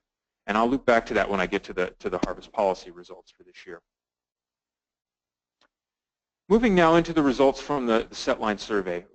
Dr. Webster's given you a great background on the improvements that were made this year to the analysis of the setline survey. I'm going to just note here for the purposes of my talk that everything I'm showing you here is going to be the results of Ray's analysis. So this isn't raw survey data, but this is our best estimate of the trends given the approach that Ray laid out to you over the last hour or so. In this first figure, to orient you to the next several figures, I'm going to use the same format for several figures now. This is going to be the 032 or legal size halibut weight per unit effort encountered on our setline survey. Each of the panels represents a different regulatory area with a label in the top right, and the percentage below that label represents the percent change from 2015 to 2016. Now, what I'm showing you in this figure, each of these panels is plotted on the same scale. So they're directly comparable across all the areas. And you can see quite quickly that some areas, like Area 2A and Area 4C, D, and E, on average have much lower catch rates than other areas, which makes it very difficult to see the trends in those areas in this particular figure. So I'm going to go into a little more detail on an area-by-area basis here in a second. But one thing that you can see in this first figure quite clearly is Area 2C, currently just a little more than 250 pounds per skate on average coast-wide, and that's actually the highest average of any of the current surveys across the coast. You can see that although it is the highest level in 2016, looking across the center of this panel to areas 3A, 3B, and 4A, you can see that historically we saw substantially higher catch rates in the 15 to 20 years ago in those areas than we're seeing in any of the areas currently. Now I'm going to go into some slightly more detail for each of the regulatory areas. So I'll start with Area 2, the 3 panels across the top. And now you'll note that the scale has changed on each of these plots. So you can't compare directly across the figures because the axes are different. But you can now hopefully better see the trends in each of the areas. And what I want to point out for Area 2 is the particularly strong trend we see over the last 5 to 10 years across all 3 of these areas. As Ray pointed out in his presentation, the results of his modeling actually provide a more smooth time series than we've seen in the past. So in the past, we saw a lot more noise of up and down year to year in these time series where things are substantially smoother now. And I think it's a little bit easier to see what the trends have been in these areas. Again, although there was a slight decrease in Area 2A between 2015 and 2016, represented by the last 2 points there, you can see a pretty clear increasing trend across all 3 of these areas in Area 2. Note that the vertical lines represent the uncertainty or the confidence intervals associated with each of those estimates. And particularly, as you can see in Area 2A, as you get back prior to 2000, we have very little data from that regulatory area in that time period, and that's why there's greater uncertainty there. And getting to some of the questions that were raised earlier, this is exactly what will tell us when it's time to go back and sample additional stations in certain regulatory areas. We'll be able to see quite clearly with Ray's new analysis the effect of leaving areas or groups of stations unsampled for a period of time, because we will continue to see those vertical lines grow wider and wider, and we'll have less precision in our estimates from those areas. Now, I'm reporting in each of these panels, I'm reporting the percentage change from 2015 to 16. I actually toyed with not doing that, and I know if I did, everybody would just ask me what the number was. So I left it on there. But I would encourage you to consider less the exact change from one year to the next and more the general trends in these areas. We have to remember that although this is, I think, the best survey, fisheries independent survey in the North Pacific Ocean, it's a blunt tool to measure an entire population. We're talking about collections of tens to hundreds of stations in each regulatory area to measure the entire stock of halibut there. And so we know that's a blunt tool, and it's going to have some year-to-year variability. So I would definitely encourage you to consider the trends as much as the percent change just from the last year to this year. Moving now into the center of the stock, you see quite a different pattern across the core areas of the stock. Area 3A, 3B, and 4A all have shown strong declines since the early 2000s. And although 3A and 3B were both up 10 to 12% this year, you can see that essentially these areas have stabilized at what are some of the lowest levels we've seen in our survey time series. Now, I wish we had this survey time series going much farther back than 1998. And we do have some data in some of these areas, and that's a project that Ray and I are going to be working on over the next year to try to extend some of these time series a little bit farther back where we have some survey data to use. But the point here being that although we've seen a slight increase in 3A and 3B, these areas are essentially just flattening out, and they're flattening out at some of the lowest catch rates for our setline survey we've seen. Now, I'm going to, as we we go through these different panels, especially when I get to the commercial fishery weight per unit effort, I'm going to try to point out a few places where we have seen some difference between the set line survey and the commercial fishery.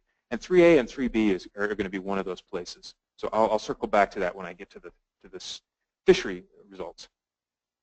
Moving now farther west and to the north of the stock, you can see area 4B looks much like the center of the stock in that we had historically high catch rates in our set line survey. They have declined and now essentially stabilized at the lowest levels we've seen throughout the time series.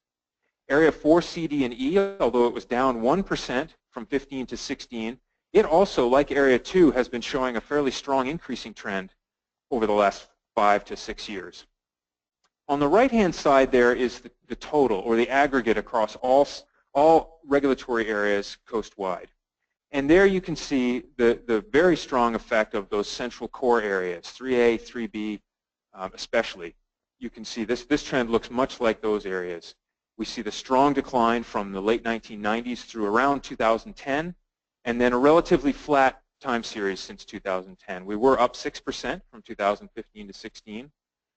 5 years ago, when I was first standing up here and presenting these results, I was showing you the results, and we saw that little uptick in 2012, and I cautioned against making too much out of one-year change. And it turned out that 2012 was a bit of an anomaly. But now we can see, after 5 years, we can start to see that there's pretty strong evidence here that the stock actually has flattened out, that decline we saw in years prior to 2010, we're now starting to see some stability in the results of the set line survey, and as you'll see in several other data sets as well.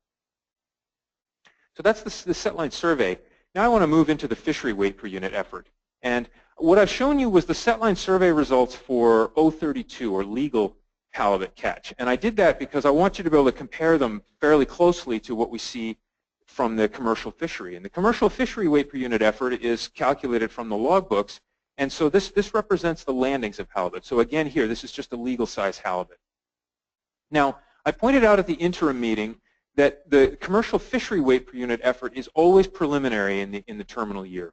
We close these data sets in early November, and as you all know, the fishery just ended a day or two before we closed the data sets.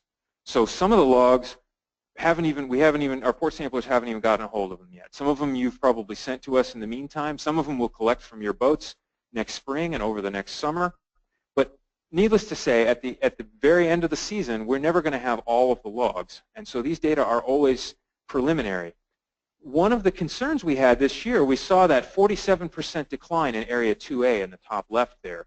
And I cautioned at the interim meeting, I cautioned that these data were preliminary. And in fact, I do have an update on that information. We were able to include another almost 30 more logs, which is a considerable fraction of the total logs available for Area 2A. And what we see after adding that additional information is that instead of a 47% decline, we're now estimating only a 14% decline in the commercial catch rates for Area 2A. Noting that there are many differences, as Jamie pointed out in her presentation, many differences between the 2A fishery and other fisheries. Both the tribal fishery and the non-tribal fishery in Area 2A are essentially derbies of 1 to 3 days, roughly 3 days in length. And so because of that, the catch rates in those areas can represent much more than just the underlying population. The conditions under which those derbies were operated and many other factors are in play there. But nonetheless, that is an update for you for Area 2A. I'm going to go through the same thing I did with the survey and work through Area 2, 3, and 4 individually. So in Area 2, over the last several years, you can see in 2B and 2C in particular, quite similar trends to what we've been seeing in the set line survey. Strong increases both in 2B and 2C. A somewhat flatter trend in 2A. One thing I want to point out about this figure, and you may have noticed it already, is that our set line survey, we have estimates starting in 1998. But in this figure, I've actually gone back all the way to 1984. The reason I chose 1984 is because prior to that, the fishery was using J-hooks, and the catch rates are not very comparable between J-hooks and circle hooks. But so if you see some differences by eye in the trends of these figures, part of that is going to be because these are longer time series. We're looking farther back in the commercial record here. Again, just to point out, the Area 2A is probably the one place here where we're seeing less correspondence between the set line survey and the fishery in the recent data. In 2B and 2C, if you remember this same comparison from previous years, I think that the modeling that Ray's done has actually brought the survey much closer in line with the trends that we're seeing in the commercial fishery over the last, say, 5 to 10 years in both areas 2B and 2C. Moving now into the core of the stock, areas 3A, 3B, and 4A, you can see for area 3A and 3B, as I mentioned earlier, we're seeing a bit of a difference between the commercial catch rates in those areas and what we saw in the set line survey. Where we've seen the survey come down and essentially flatten out, we actually, in 2015 and 16 both, we've seen an increase in both 3A and 3B. And last year, honestly, I was looking at the increase in 2015, sort of scratching my head and wondering whether we were going to see that again in an upcoming year or whether it was just a one uptick at the end of this time series. But now with 2 data points behind it, I think it's worth further consideration that we're actually seeing something in the fishery in areas 3A and 3B that maybe we're not seeing in the set line survey. And that raises a good point, which is that the fishery can respond in terms of its distribution. So if there are certain patches where the fishing gets really good, the fishery can spend more time there. And that's one of the main reasons why we have our set line survey, because the survey is designed to sample uniformly across the entire regulatory area, and it samples in proportion to the habitat that's in that area. And because of that, it's not going to be sensitive to changes in the stock distribution into and out of a particular habitat, where the fishery, if the fishery is spending an extra amount of time in an area of high catch rates, we can see a change in the catch rates here that may not be representative of the underlying stock dynamics. I don't actually know what pattern is driving this for 3A and 3B over the last couple of years, but there are a number of factors that could be contributing. As we move now farther west and up to the north part of the stock, area 4B, you can see, although it's looked like it's stabilized somewhat in the last few years, 2016 is actually the lowest commercial catch rate in area 4B we've seen. It was down 24% from 2015. Which is a fairly large jump for that area, especially being that it's at the lowest point in the time series. Area 4C and 4D I can break out here for the fishery. You'll notice that in Ray's breakout of the Bering Sea area, area 4C, D, and E, it was very difficult to see much of a trend at all in the flats area up on the shelf in area 4C, D, and E. For the fishery, we don't have data from up on the shelf. There's actually not much fishing that goes on in that area. The catch rates are quite low. Most of the data we get are from 4C and 4D. We have just a very few logs that have come in from area 4E, not even enough to create an index of.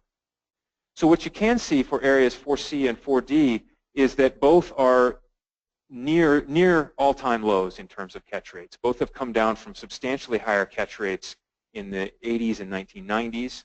And although 4D was up slightly and 4C down just slightly, these series are somewhat more noisy, and I would say both of them are basically flattened out at very low levels. On the right-hand side there, you see the aggregate or the total fishery weight per unit effort across the entire coast. And in this case, perhaps more so than it has even in previous years after Ray's survey modeling improvements, we can see very close correspondence with what we see from the set line survey and in the commercial fishery. We see the decrease from the late 1990s through somewhere around 2010 or 11, some flattening out, and then some increase in the last couple of years. Now, Ray and I have both focused mainly on the weight per unit effort from the set line survey, but as Ray mentioned, he also reprocessed and reanalyzed the numbers per unit effort from the set line survey.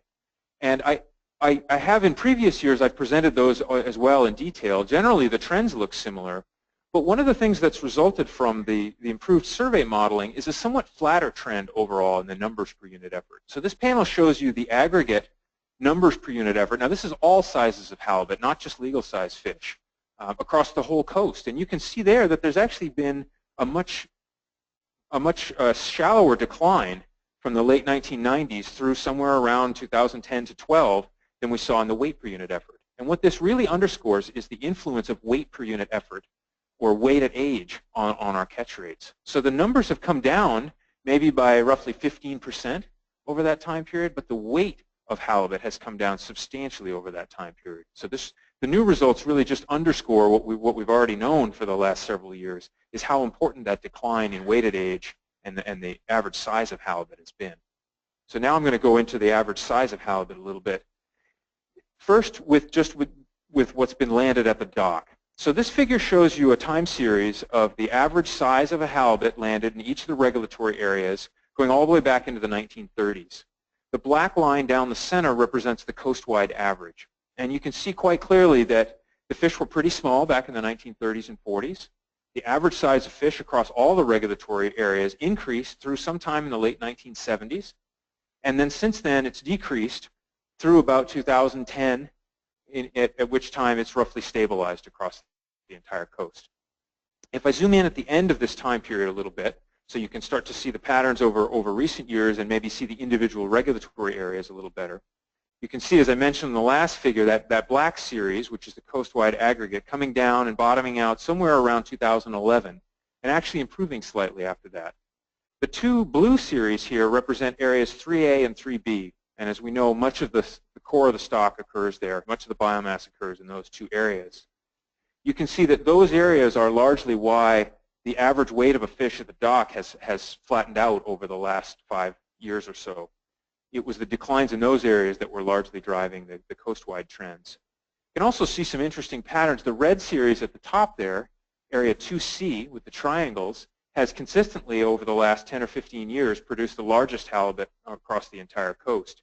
Area 2B, the red circles, just below that at the end of the time series, has also had a very large average size fish with a decline in 2016, but still slightly larger than the coastwide average.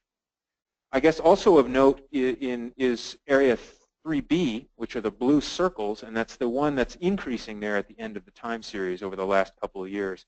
That's really the first couple of increases we've seen in area 2B in quite a long time. 2 years is not enough to really say that there's much of a turnaround in the trend. If you look back into 1993, 4, and 5, you can see a similar pattern there that was clearly not indicative of the end of the decline of average size of fish in that area. But nonetheless, it's certainly something to note in the 2016 data. And it was something that was reported to us actually quite early in the season. A number of people called to tell us that the fish size had actually increased in area 3B.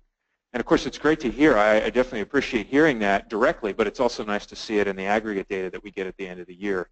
Makes me glad that our, appears that our port samplers are picking up the same signals as the people fishing in those areas, which is exactly as it should be.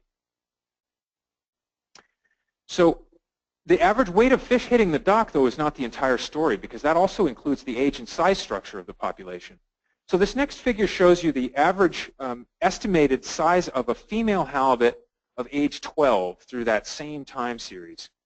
And why did I pick a female of age 12? Well, that's sort of the quintessential commercial halibut. It's the average age in the catch. Most of the catch is dominated by females. And so this fish really is the one that's going to drive the patterns that we see in the commercial fishery year to year. And what you can see is we recreate this time series and look at the trend in the average weight of that fish. I've shown you here each of 3 geographic regions, area 2, all of area 2 together, area 3, area 4, and area 4B. And then again, like the previous figure, the black series is the coastwide average down the middle. And what you can see here is that particularly in areas 2 and 3, that 12-year-old female halibut in the late 1970s would have been somewhere in the range of 40 to 45 pounds. And now today, at the end of that time series, that same fish is going to be down around 20 pounds. So for the same number of fish coming over the rail, that means we're getting about half the amount of yield that we were getting in previous years. That, I can tell you, having looked across a number of different stocks around the world, that is a very large change in size at age. There are only a very few stocks where you can find a change in size at age that large.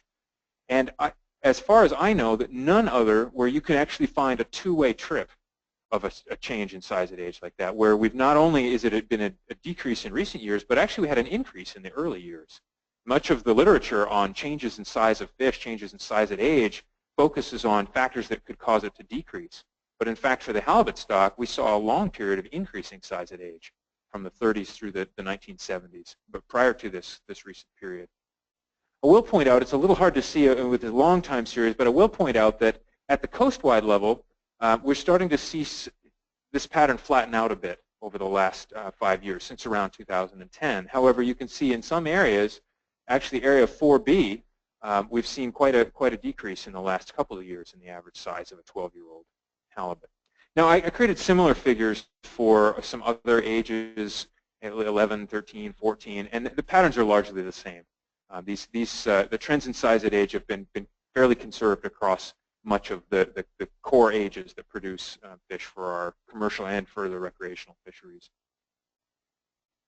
The last piece of data I want to introduce is a metric called the Pacific Decadal Oscillation. And this is an index of overall productivity in the North Pacific. It's generally centered on the Gulf of Alaska, and it's just a proxy for many different things that are going on. It generally represents the productivity in the system during a particular year. And what we found, people smarter than me back in previous analyses found that there's a strong correlation between the Pacific Decadal Oscillation and incoming recruitment strength, or the number of young halibut entering the stock from a particular year.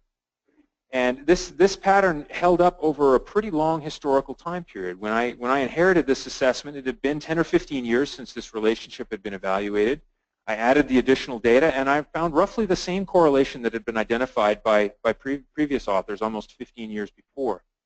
And that correlation suggests that on average, when we're in the positive phase of the Pacific Decadal Oscillation, we see something on the order of 30% better on average halibut recruitment than when we're in a negative phase.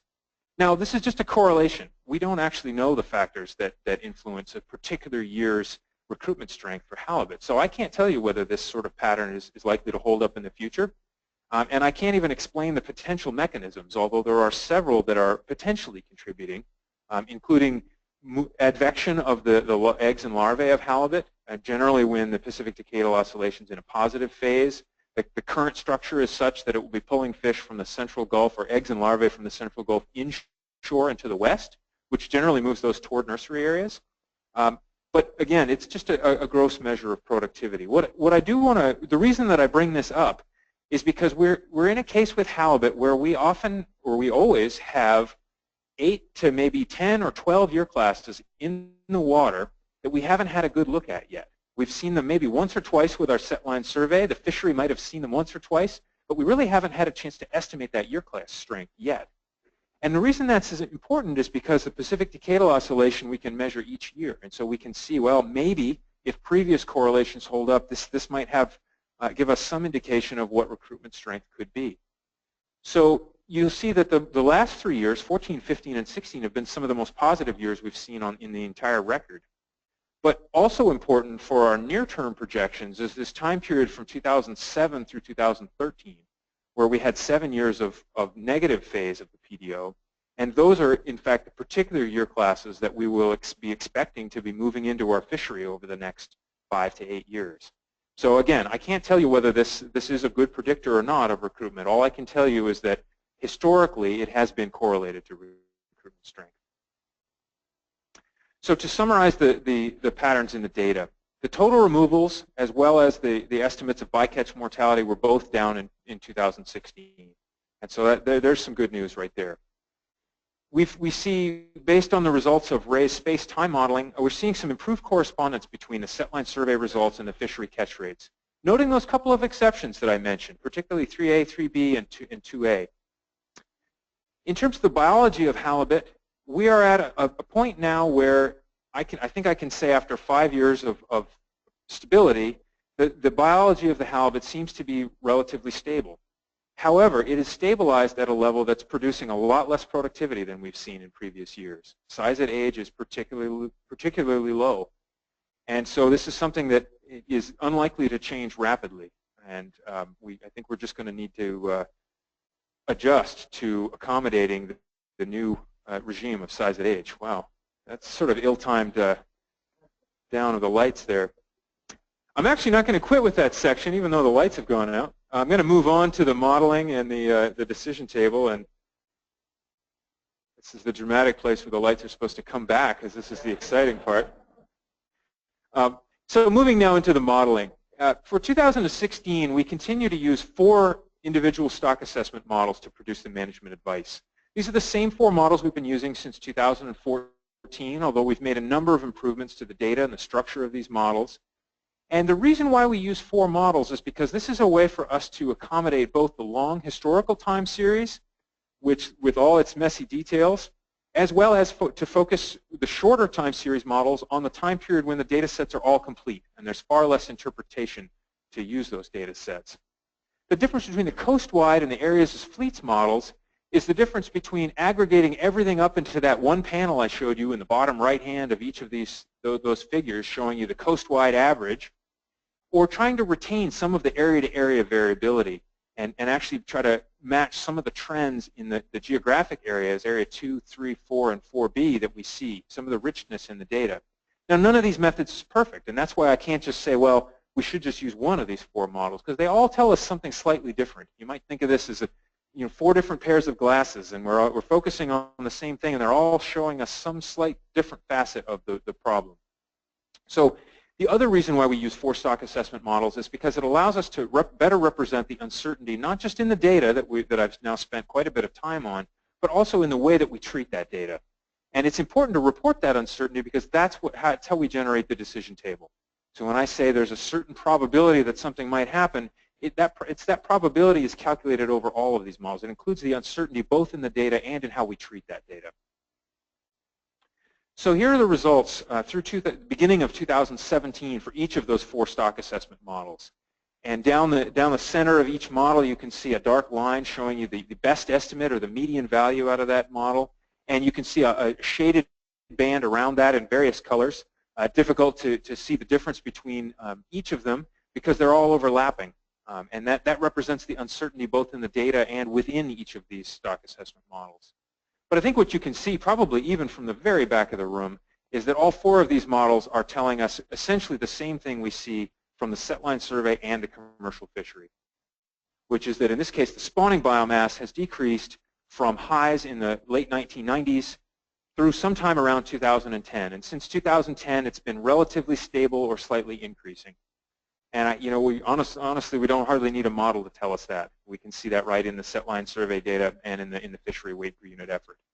But nonetheless, these 4 models bring together all the sources of data we have, the length information, the age information, and produce roughly the same result. Now, I want to provide a little bit more context. This first set of results just looks at the late 1990s. And I wish I had 4, actually I wish I had 10 models that went all the way back to the turn of last century. I only have 2. But to provide a little bit more context on that recent decline, because I think especially in the few years that I've been with the Commission, there's a lot of focus on those levels in the late 1990s and how those compared to where we are now. But those levels we saw in the late 1990s were not necessarily representative of the long-term conditions of this stock. This is a graph of the recruitment estimates, or the number of incoming halibut out of those 2 long time series models, and it's only 2 out of the 4, showing you all the way back into the early 1900s. I've also overlaid on this the periods of the Pacific decadal oscillation, so you can get a sense of how you can actually see visually. You can see the correlation here, particularly in this period from the late 1970s through the mid 2000s. You can see that we had a period of relatively good recruitment. Compared to the period before in the negative phase of the Pacific decadal oscillation from the late 1940s through the late 1970s. Now you can also see that one strong year class in 1987. I haven't included the figures of the age distribution in this particular presentation. They're in the URARA document. Actually, you can look at them area by area. But that 1987 cohort was one of the strongest cohorts we estimate to have ever occurred in the halibut stock. It generated around 220 million pounds of removals just out of that single year class. And that's the year class that was at its peak when we see the peak of all of these various graphs in the late 1990s and early 2000s. We were looking at a biomass in that time period that was dominated by the single largest year class that we've ever estimated for the halibut stock, following on the heels of several other very large year classes prior to that. So that time period of biomass in the late 1990s was one that was estimated to be higher than almost all of the previous time series, all the way back to the beginning of the fishery. Getting back to the more recent time period now and integrating across all 4 of those models. This now shows you the expectation. The dark line down the center is the median value across all 4 of those stock assessment models, and the shaded color bands to show you the uncertainty. And you can see it's a pretty broad range. If we focus in at the end of this time series at the confidence interval of biomass, of spawning biomass in this case, at the beginning of 2017, you can see that's a very wide band there. I wish I could tell you exactly how many halibut were out there in our spawning biomass right now, but I can't. This is the degree of uncertainty that's generated by the data that we have at hand and our understanding of the processes involved, and therefore our ability to create models to represent those data. If we look now at the value at the beginning of 2017, and we look at the distribution specifically in 2017, this is called a cumulative distribution plot. And the way you read this is from left to right. It's the probability that the stock is at or less than a particular biomass level. So that line down the middle represents the median, and that's 212 million pounds at the beginning of 2017. So if you ask me, well, what's our best estimate of how much biomass is out there in the water right now, I would say it's about 212 million pounds. However, if you say, well, how certain are you of that? Well, a range of uncertainty would generally represent something like, well, a 10% chance up to a 90% chance. And that range is from around 170 million pounds up to almost 270 million pounds. Now you might look at this and say, well, geez, I see stock assessments for other species and they're much more precise than this, and yet the Halibut Commission's got 100 years of data to work with. How can that be? And what I would tell you is that, well, this level of uncertainty is, yes, it is quite broad. And part of that is that there are some large processes operating in the halibut stock, movement dynamics, the broad spatial distribution, that make it very difficult to get a precise estimate of the biomass. In addition, I would also tell you that most of the stock assessments that you see in other fora are generated by only a single stock assessment model. And so they don't include the uncertainty in how you put the data together, how you assemble the model, and how you create that estimate. And this kind of uncertainty is probably there for all of those stock assessments as well. This uncertainty is important to put changes year to year in our estimates in context. So for example, last year, at the beginning of 2016, when I was standing up here just a year ago, the estimate of spawning biomass was 219 million pounds. Now, 7 million pounds of halibut is nothing to scoff at. That's a lot of fish. However, compared to our level of certainty here, that's a very small change in our estimates from last year to this year. And I think we need to be prepared for changes at least that big on a year-to-year basis. Again, the data that we have at hand are just not informative of exactly how much biomass is out there in the water. So although there has been a small decrease in our estimate of spawning biomass from last year to this year, in terms of last year's assessment model result compared to this year's assessment model result, that's a very small change relative to our overall uncertainty.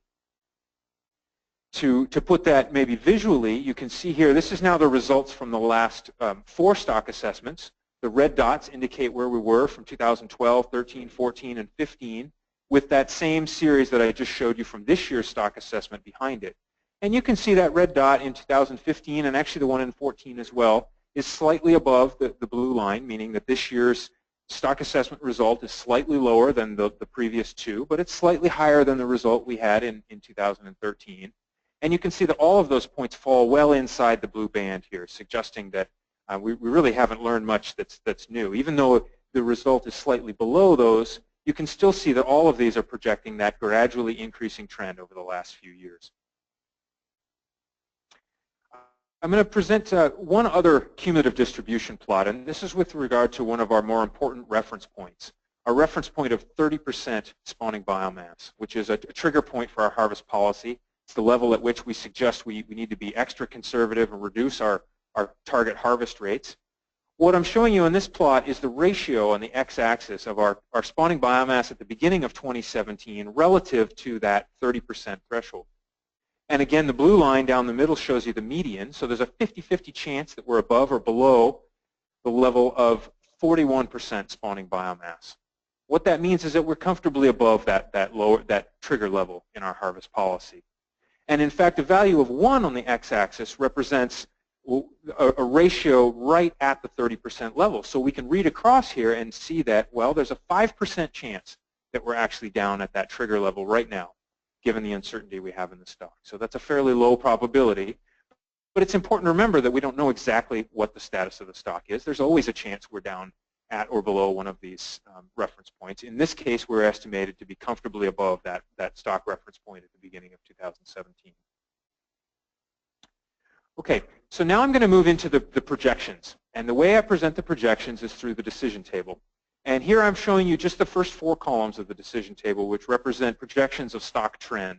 you'll find in the RARA, and I think actually in the Blue Book as well, you'll find the full decision table with all of the various risk metrics. But they're all interpreted in the same way as the 4 that I'm going to focus on here.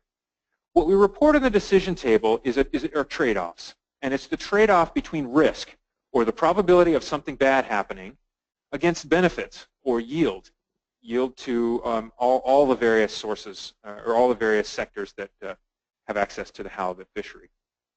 Now, in between these two things, in the decision table, I have reported fishing intensity to give us a gauge on how hard we're fishing the stock. And Alan, who's going to speak to you tomorrow about our harvest policy in a little more detail, is going to speak quite a bit more about fishing intensity. But what's important to remember when you're trying to read the decision table is that all of these things are going to increase from the top to the bottom. So the benefits are going to go up, the yields are going to go up, but the risk is going to go up as well. And that's what this table is really about. It's to provide you with a tool to evaluate the trade-offs. Well, here's the benefit I want, and here's the risk associated with that. Or here's the risk I'm willing to take, and here's the benefit that I can get to stick to that level of risk. And this, as you know, this table was introduced in 2012 in an attempt to make these trade-offs very transparent for everybody here in the room and everybody online to be able to make their own risk assessment. And the important thing about that is that we're clearly separating the risk assessment from the risk management, which occurs over on that side of the room. The risk assessment is just the science part. It's just illustrating the trade-offs based on the data that we have at hand between yield and potential risk.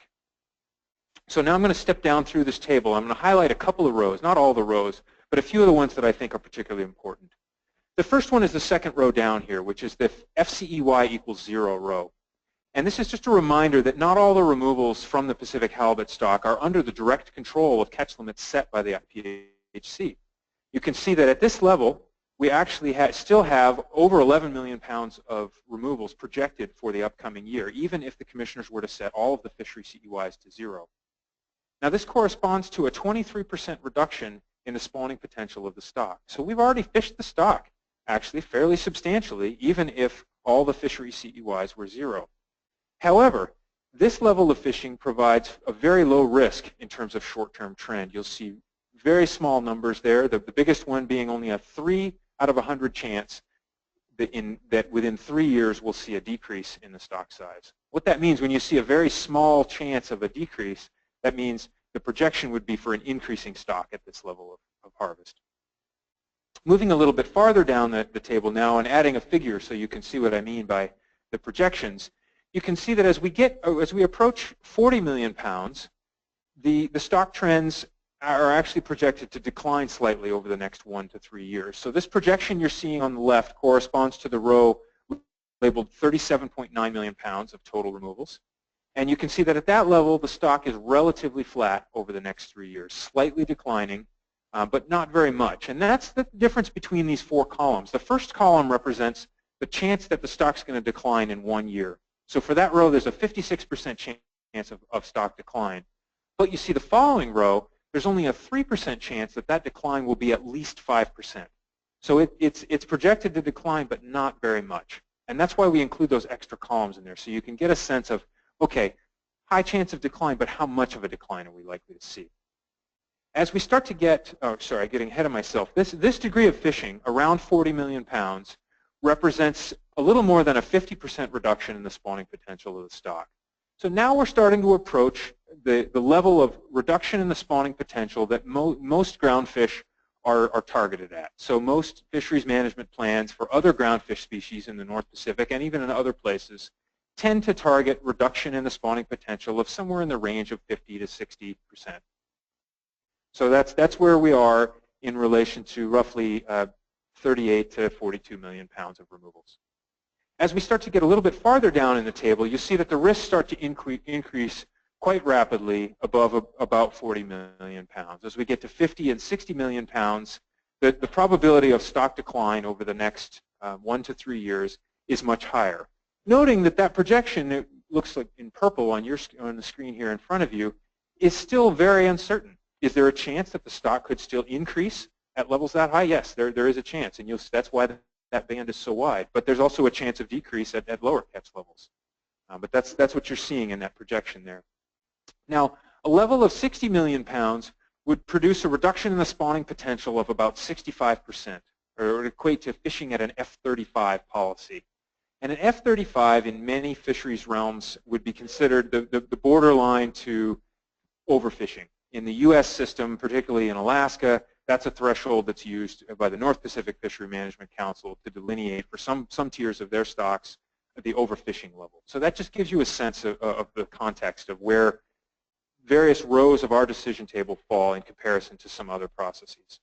Again, noting that we're obviously not under that system. The Commission operates on its own in terms of setting catch limits. So to summarize the assessment results, what we're seeing this year is a slightly flatter trends than we saw last year. The stock assessment itself has come down just slightly in its estimate of overall spawning biomass. But the projections, the 1 to 3 year projections, are still suggesting that removals of around 40 million pounds are pretty close to the surplus production that's available from the stock. Now, I didn't just waste your last 25 minutes in telling you that, but you could have actually gotten that information just at looking at the removals in the survey trend.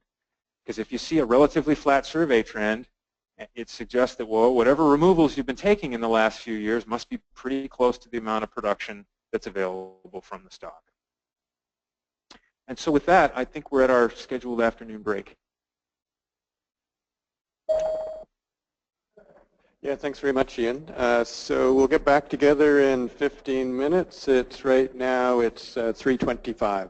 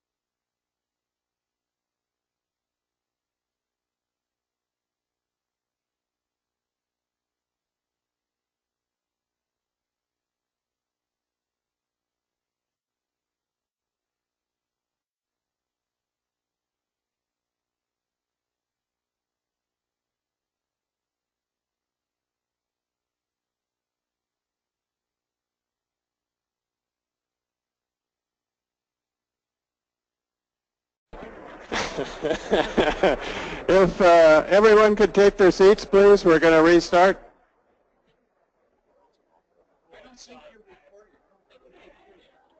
No. If everyone could take their seats, please, we're going to restart the meeting.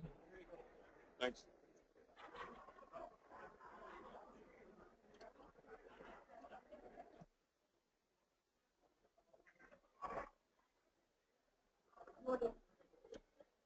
Good.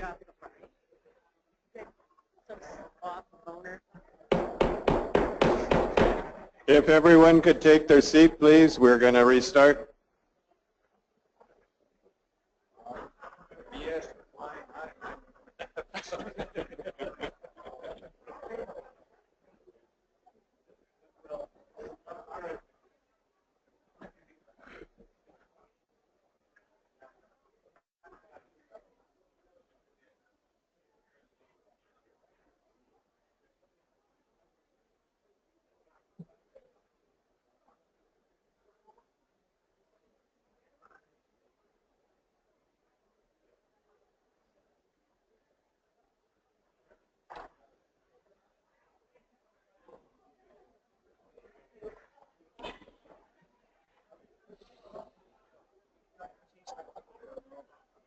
You want me to go down there and roast them up?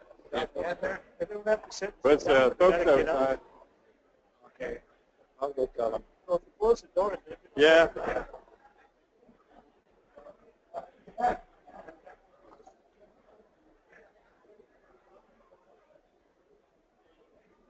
I'm not sure if I told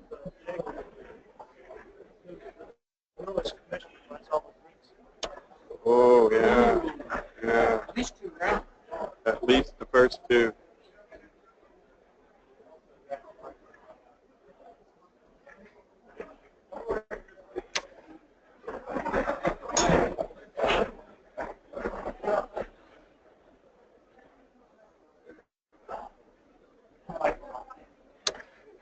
All right, we're going to get going.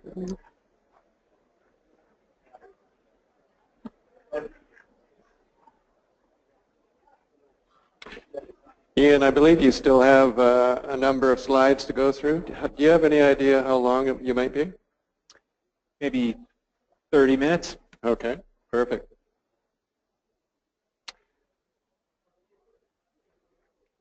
I think you can start now. Okay.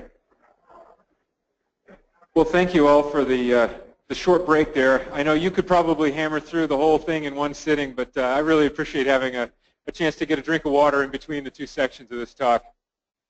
We've finished most of the heavy lifting now, and moving into the last two sections of this presentation. So the last two sections I'm going to talk about are the results of apportionment or stock distribution and the results of the application of our harvest policy. And it's appropriate to have the break in between these two sections because we're after the apportionment section, we're going to be moving from the science part of this presentation more into the management part of this presentation. So the first part I'm going to talk about is apportionment. And I liked Commissioner Ryle's suggestion this morning that we could just call this stock distribution. Apportionment has a word that has a lot of history associated with it, not all of it great. And so for the purposes of this, let's just call this stock distribution this afternoon, because that really is, as you can see by my first bullet there, that's what apportionment is. It's just how the stock is currently distributed. It's our best estimate on an annual basis of where the fish are across the geographic range of the stock. We use the survey catch of 032 halibut, and we use legal size halibut because this stock distribution is supposed to represent something that's going to be immediately and completely available to the various fisheries. And what's important is that we update these estimates every year. So although that may create some confusion as we see things change year to year, it also means that we're always operating on the most current information available. So the output from Ray's model is going in here, and we're reflecting the survey catches that we saw across the stock distribution just this summer. Noting that what we're going to try and then do with this stock distribution is use it to project forward into this year's management process. And noting that there is a lag there. So we're using our current snapshot of survey distribution, but we're talking now about the catches, the upcoming catches for 2017, and we're using the survey from 2016. Nonetheless, stock distribution serves as the basis for the rest of our harvest policy calculations from here on out. So this first figure just shows you the percent of the stock that we estimate to be distributed in each of the regulatory areas from 1999 through 2017, noting that these are lagged forward 1 year. So the 2016 survey is projecting what we think the stock distribution will be for 2017. And I have previously shown this figure on different scales so you could see trends better. In this case, what I'm showing you is the actual percentages across each of the areas. So you can add up the blue bars, and they'll sum to 100% across the whole stock. You can see that Area 2, particularly 2C and 2B, where it's easier to visualize probably from the back of the room. You can see that those bars have been increasing throughout most of the time series. You can see in the western side of the stock, 4B, 4A, and 3B in particular, you can see decreases in our estimate of the percentage of the stock distributed in those areas over time. Now again, we've gone back with Ray's model and recalculated these apportionment estimates for the full time series. So this represents the whole time series represents the output from his model this year. Also in area 4, C, D, and E, you can see in recent years we've seen increases in the percentage of the stock that we think is distributed in area 4, C, D, and E. As well as area 2A, which is a little harder to see from the back of the room, but you can actually find the tabled values in the RARA. Although it's a very small fraction of the overall stock, somewhere around 2 to 3%, it's also been increasing in its percentage in the last few years. Now, I'm going to go through a couple of examples so that you can see the specifics of these areas. I'm going to start with area 2B. So again, I'm just taking the blue bars here from area 2B, and I'm showing you the annual time series that I showed you on the previous figure. So in orange here is the estimate from this year's output from Ray's model, and the blue is the estimate that I had when I was standing here in front of you last year. So you can see how it's changed from the estimate we had last year. And you can see that by and large, both of these analyses have produced a result that suggests that the percentage of the stock in 2B has been increasing over the full series of the survey. It's gone from around 5% in the early part of the survey up to between 14 and 16% in recent years. So very clear increasing trend in the percentage of the stock that's occurring in Area 2B. However, as you'll see as we get into some of the harvest policy calculations, the specific results from last year, we were estimating 15.3% of the stock in 2016. This year, you can see that the 2017 estimate is down slightly to 14.1%. And that's a combination of two things. One, you can see the difference between the orange and the blue is the difference between the old method and the new method. And then the second to last point and the last point is the addition of one more year's survey data. So there's two factors contributing. When you're looking back and saying, okay, well, this is what I saw last year and this is what I see this year, there's two things contributing. One is the change in the method, and the other is 1 year's additional data on top of that. Moving now to another example. So this 2B is an example where the new method produced a lower estimate of the percent of biomass for Area 2B. If we move up to 3B, you see the opposite. In Area 3B, the time series is actually even a little closer together for the two methods, but you see last year we were estimating 11.4% in Area 3B, and this year, even going back 1 year, you can see our estimate would be higher for last year, and it's also higher for this year. So it's almost 2% up in Area 3B with the two parts of the change, the new method plus 1 year's additional data. One last example of the change in apportionment, and that's Area 3A. And here's a regulatory area where throughout most of the time series we see almost no change no difference in the estimates from the old method to the new method. So this is a case where the difference between last year at 31.2% and this year at 32.2%, that is almost solely driven by just one additional year's survey data. So that essentially, we see an increase here because we projected an increase in the set line survey for Area 3A from 2015 to 2016. Now, Ray mentioned that for the first time, using his new method, we now have estimates of uncertainty associated with our apportionment estimates. So across the top of this table shows you the estimates, and I'm sorry, I haven't labeled this 2016 here. They're the 2016 survey, but they're the estimates that we have moving forward into 2017. That's the percent distribution of the stock across each of the regulatory areas. Below that, in yellow, are the lower and the upper intervals from Ray's analysis. And what I want to point out to you here is that the survey is a blunt tool to measure an entire population. Our uncertainty, and this includes both the variability in catch rates to the stations that we sample all the time, as well as stations that we sample only in some years, and in some regulatory areas, stations we have not yet sampled. That's what contributes to this range of uncertainty around the apportionment estimates. And you can see that the range is pretty substantial. For Area 3A in the middle there, our best estimate is that 32.2% of the stock occurs in Area 3A, but that range is 27.9 to 36.7. So the range for 3A is bigger than the entire value in Area 2A. And I think it's important to remember that these estimates all have uncertainty associated with them. I'm going to draw your attention to Area 2 here, because as you'll see when we get to the harvest policy results, our estimate is that across Area 2, there's a slightly lower percent of the biomass, the coastwide biomass, in Area 2, given this new method. However, if you compare to the values at the bottom here, if we look across the range and all the way down to the estimates we had from 2015, you can see that the 2015 estimates are still, in all cases, within the range of uncertainty that we have for this year's estimates. So again, these are some meaningful changes in terms of the output for a particular regulatory area, but relative to our precision in our estimate, essentially you guys are asking us for a result in millimeters and we're measuring to the level of centimeters. And that's just dictated by the data that we have at hand. So apportionment or stock distribution gives us an important input into the harvest policy. The harvest policy itself you can think of as two separate pieces. The first piece is the scale of the harvest policy, or how hard are we going to fish the coastwide stock.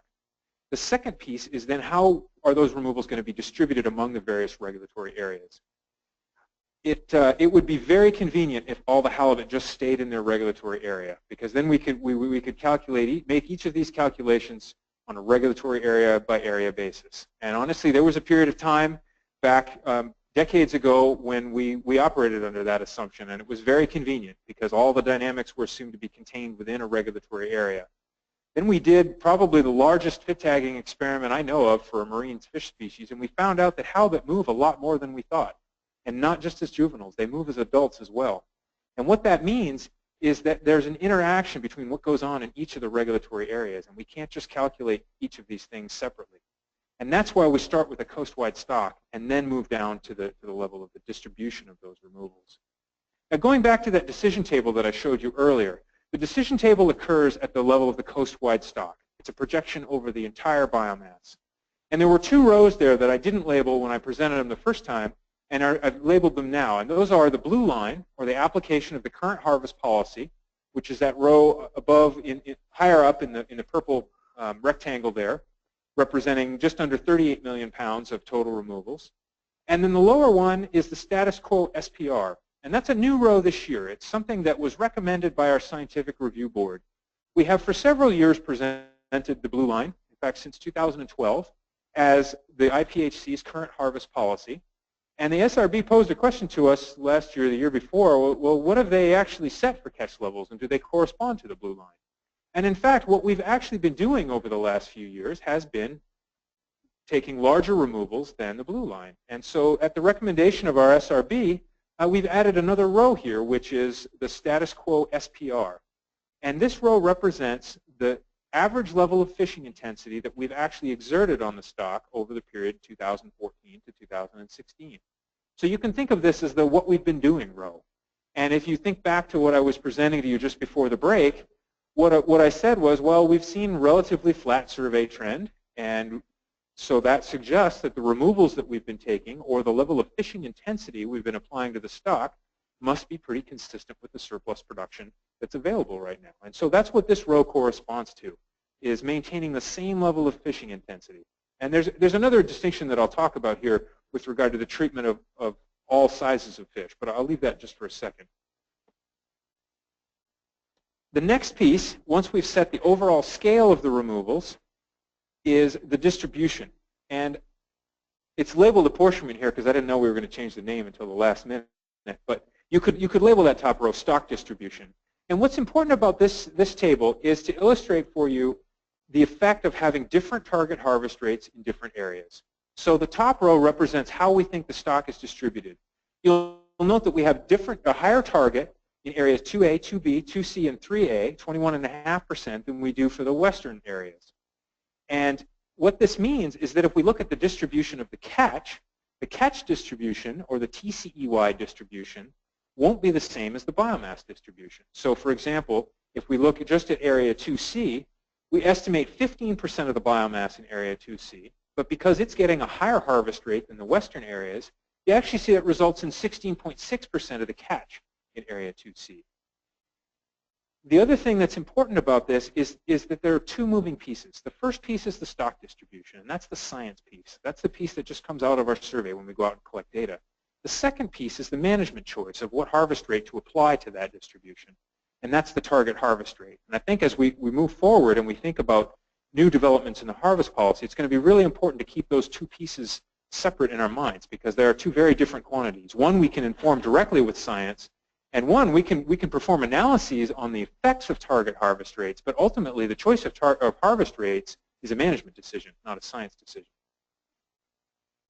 So with those inputs, I can now calculate the TCEY, and the TCEY defines the yield of 0.26 halibut. And so I'm going to put this in context with the results of the TCEY over the last 3 years, from 2014, 15, and 16. And so now you see at the bottom here is the TCEY calculated for 2017 in comparison to the values we've seen out of the last several stock assessments. Generally, they're on the same scale, but there are a couple of important differences I want to point out. The first is that the total TCEY is slightly smaller than it was in 2016. It's actually much closer to the total TCEY we got in 2015.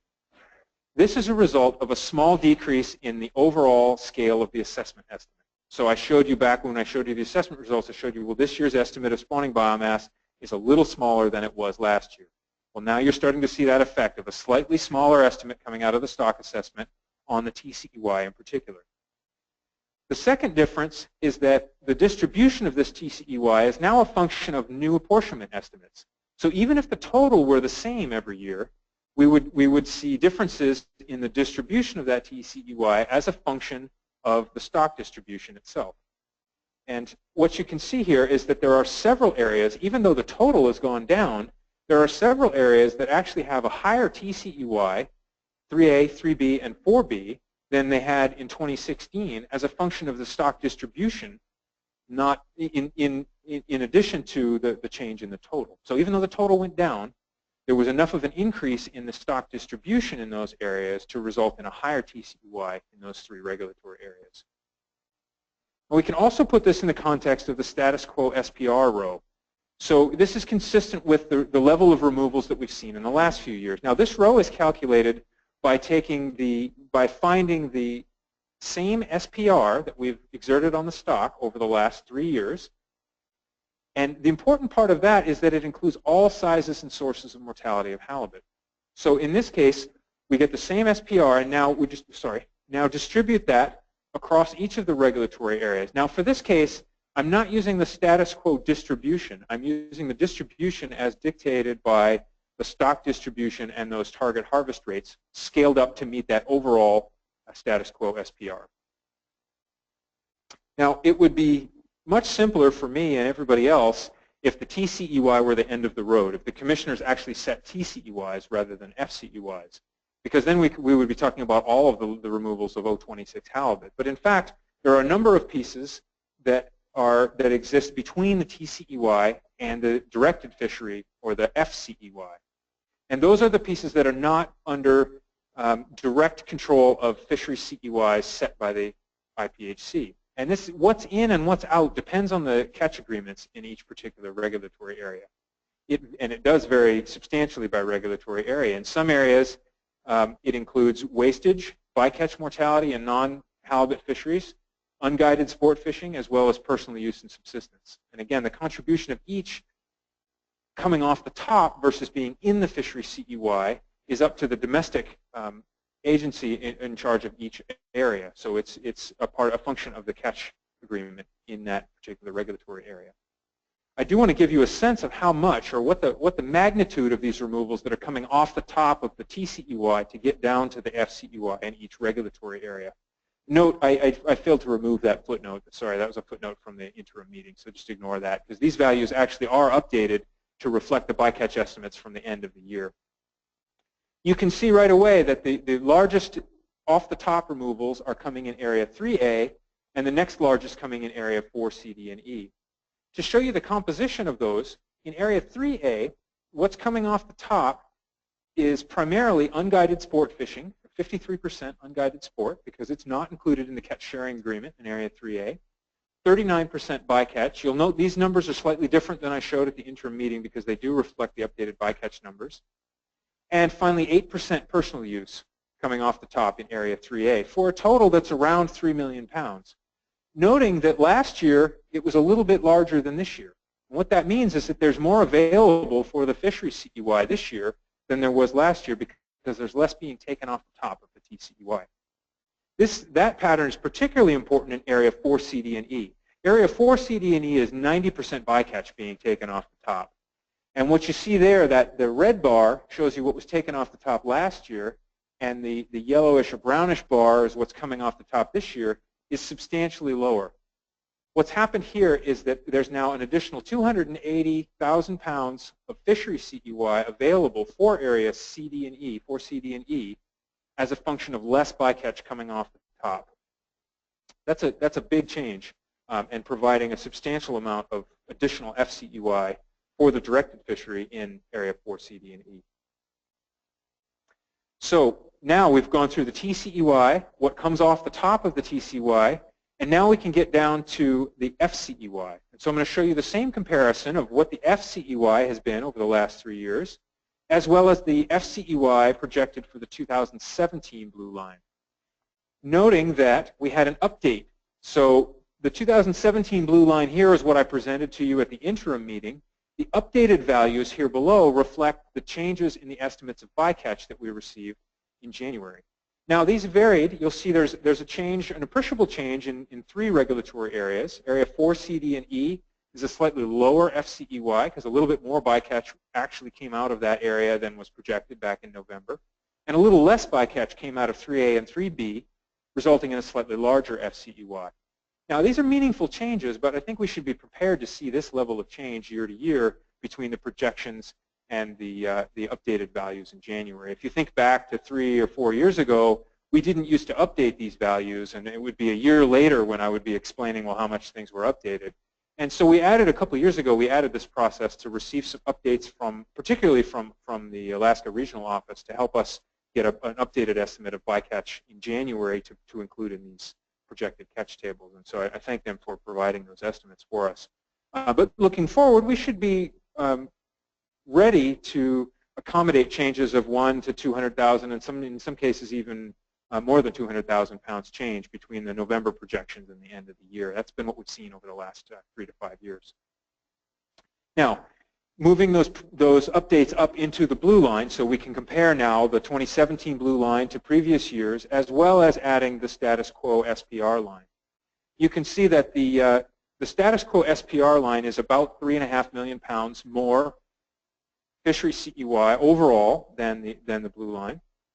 And it's in fact higher than the blue line across all of the regulatory areas, noting that both of these are using that same stock distribution to distribute the removals across the areas, to distribute the TCEY.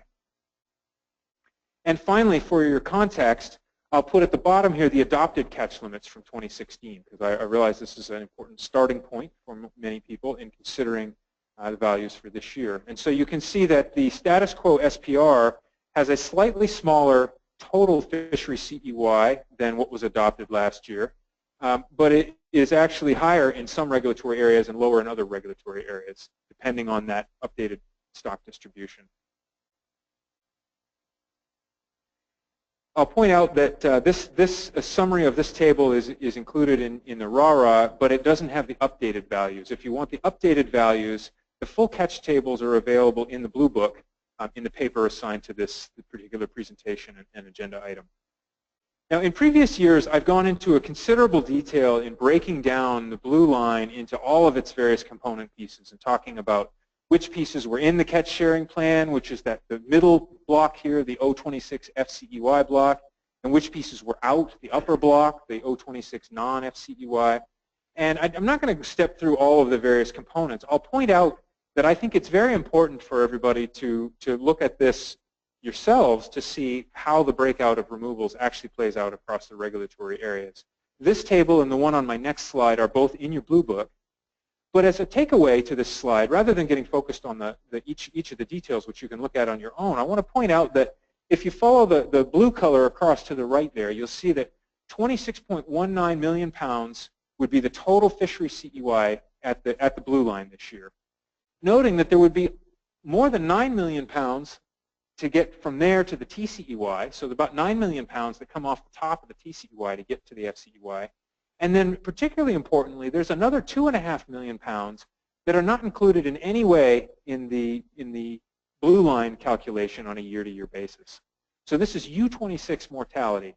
And if that number changed from 2.5 to 1.5 or 5.5, the rest of the calculations in this table would stay the same.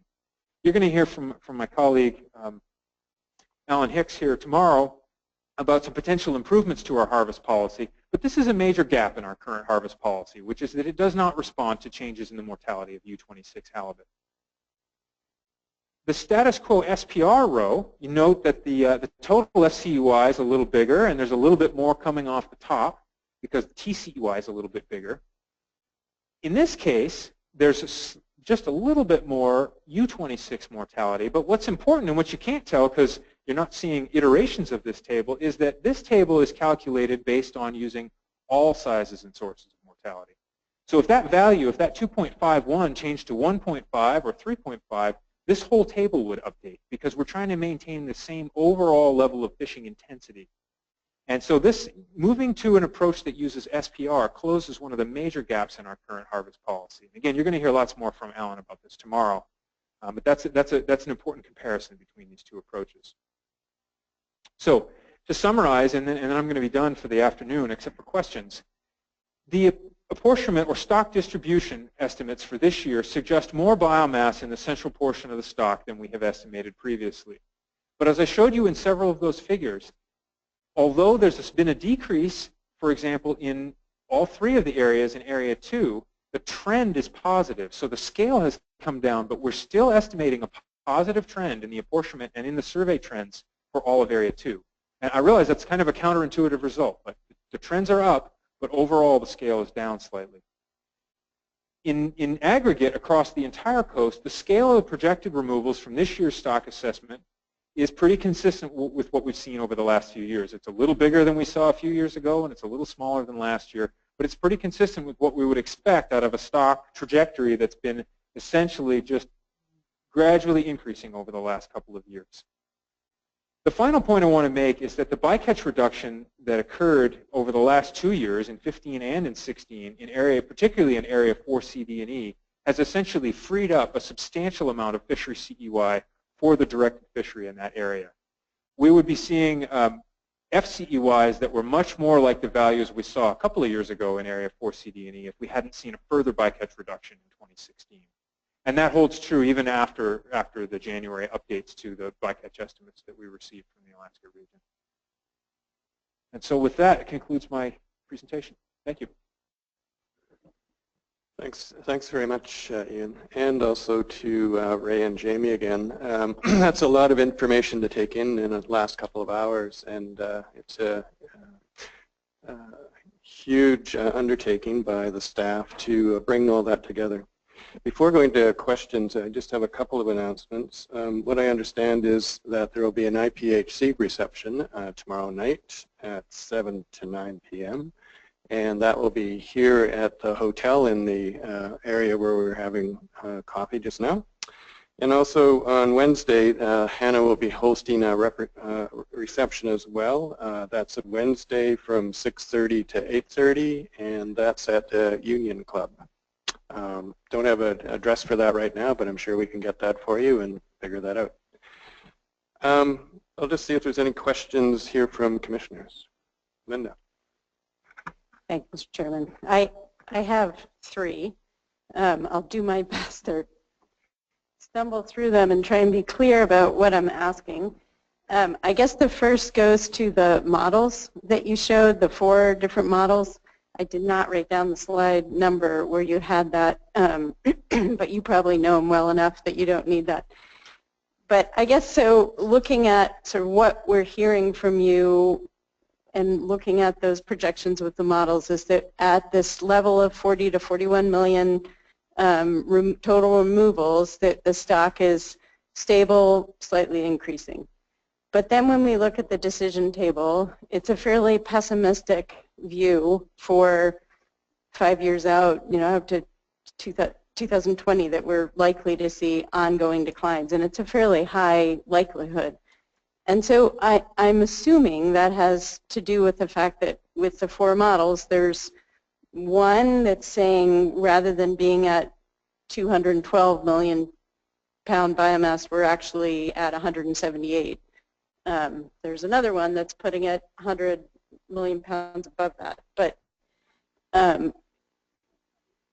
at some point, if the stock maintains this stable, slightly increasing at this level of removals, do you start to place heavier emphasis on the models that are more optimistic about the future of the stock and expect that the one putting us at closer to the 178 is less accurate?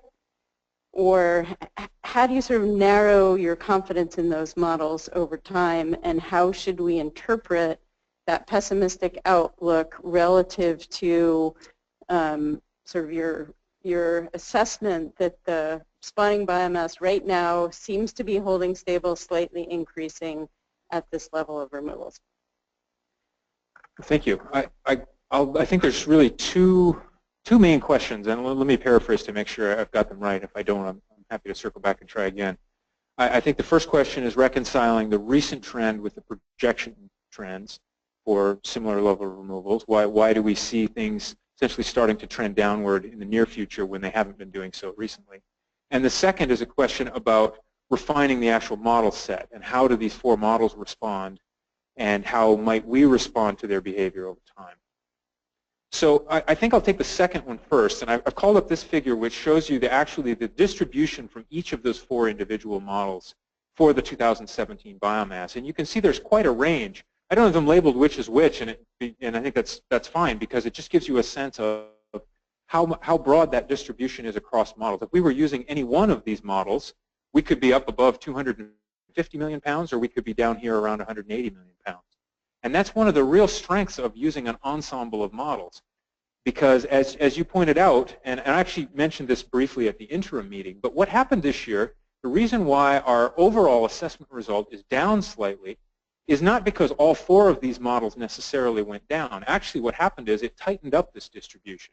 So we had the highest model actually came down slightly, as did the second highest model, and the lowest model actually came up slightly. So this year's data actually increased the precision of our estimate slightly, but it didn't do it exactly symmetrically. We ended up with an overall estimate from all 4 models that was just slightly lower than the year before. That's good. That's what we want. That's what we want to see, is that data is starting to inform the differences between these models. Now, it won't do that all the way to the point that these models are giving us the same answer. And that's because these models are fundamentally treating the data in different ways. I have a figure here that shows you the historical time series across all of the different regulatory areas. And if I'm using the short time series model, it starts in 1996. So it really only uses the data at the very end of that time series. I'm essentially throwing away almost 100 years of data to be able to create that short model.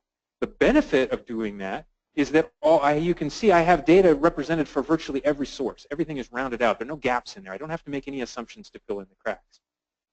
Because of this kind of difference between treating the long time series and treating the short time series, there's no obvious winner here. They are both different ways to characterize the stock. And it's not going to be as simple as just watching to see which one does the best over time. But one of the things I've been working on with our scientific review board are ways to weight these models on an annual basis that actually respond to their performance. So as you all know, years ago we used a model that had a pretty bad retrospective pattern in it. And one of the proposals that I've been investigating is to look at the retrospective behavior of each of these models, and if one of them starts to become a bad actor, its weight in the overall ensemble of 4 should decrease as a function of that. And so that's something that I've started working on. I presented it to them once already, and we're moving forward on that. So we're looking for a way that we could actually be updating the weights of these models based on their performance. And it might not just be retrospective behavior. It might also be prospective behavior. How well does it predict the upcoming year's survey? So the short answer to that, though, is that we're pushing the envelope on fisheries science right now in terms of coming up with dynamic weighting for ensembles of models. And so we're proceeding carefully and reviewing that before we just jump into a new approach. Your first question gets to the projection forward. And I'm going to go back to one of my figures in the presentation. Sorry, I don't remember the slide number off the top of my head. This one.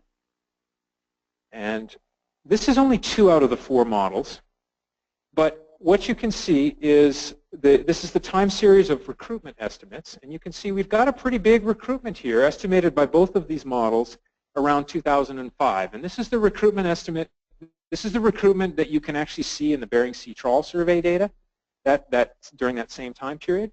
And what you can see after that is a decrease in the amount of incoming recruits in the stock. And these are the fish that are going to be feeding into our short-term projections. Now, I don't project beyond 3 years because I don't like to present electronic fish. And you see at the very end of this time series, the last couple points start to look suspiciously like a smooth line heading back toward the dashed line, which is the average. But in the years intervening, we do have estimates of below average recruitment or below recent recruitment for a couple of years in there. So that's one of the contributing factors to why we could see some decrease over the next 3 years, even at levels that we've shown an increasing stock over the last couple of years.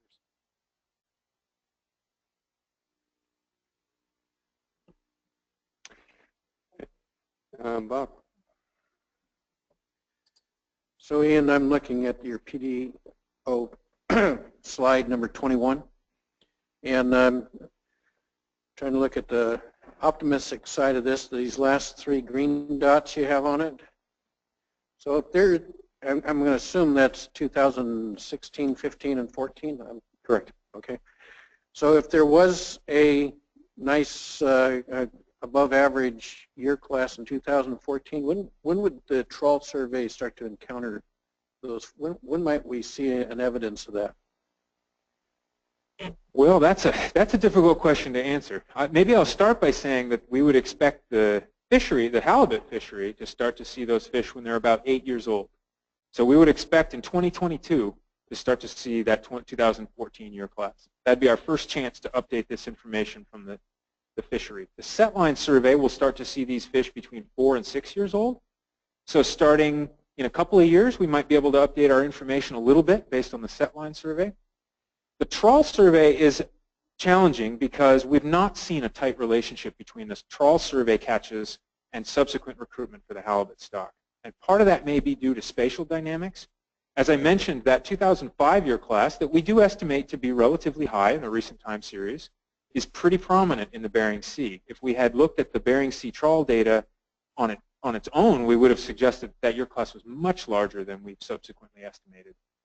So I would caution against using the trawl survey as the only predictor of upcoming recruitment. But the trawl surveys in the Gulf and in the Bering Sea do catch halibut from ages 2, a few 2s, mostly 3s, 4s, 5s, and up. And so we could see a hint of those year classes in the next few years in those trawl surveys.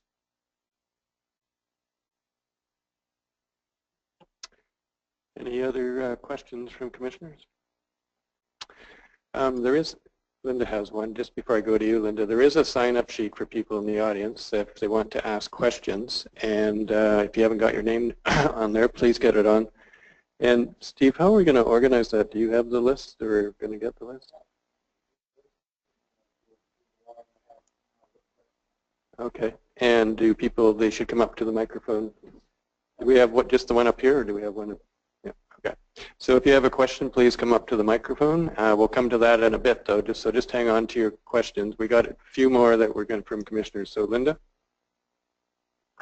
I'll pass so we have more time for the public to get started. Just excuse me, just before you go on, I have one question, and then we're going to go to the questions in the room, and then also I believe there's one online. So I don't know if this is a question for you, Ian, or maybe it's a question for the commissioners at large here. I'd like to go to your slide 50, and where you were talking about estimated yield, the TCY, and the FCY. Well, I didn't realize.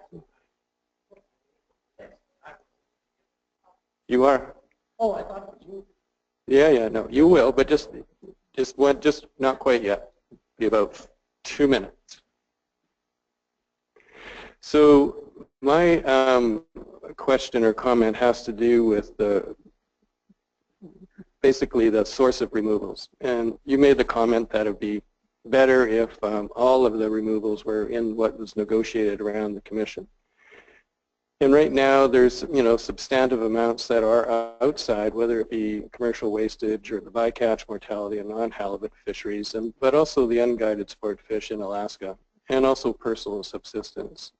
And it does seem to me that that would be a better direction to go, to have those things as part of the discussion, and not just the discussion, but also the negotiation around catch limits. And I think there's 2 good reasons for doing that. One is, there's a very much of a focus at this meeting around the negotiation of what's in the FCEY. But there's, as you noted, there are substantive pieces that are outside of the FCEY and TCY. And I do think that they are part of the Commission's responsibility and part of its mandate to consider. And I don't think it is just up to domestic or regulatory agencies to consider those. They do have impacts across the board and across the resource, and so it's probably not really a question, it's more of a comment triggered by what you were talking about, but if you wanted to answer, that'd be fine too. Maybe I'll just offer two clarifications. One, I'm pretty sure I said simpler, not necessarily better. I think better would be a value judgment. It definitely would be simpler.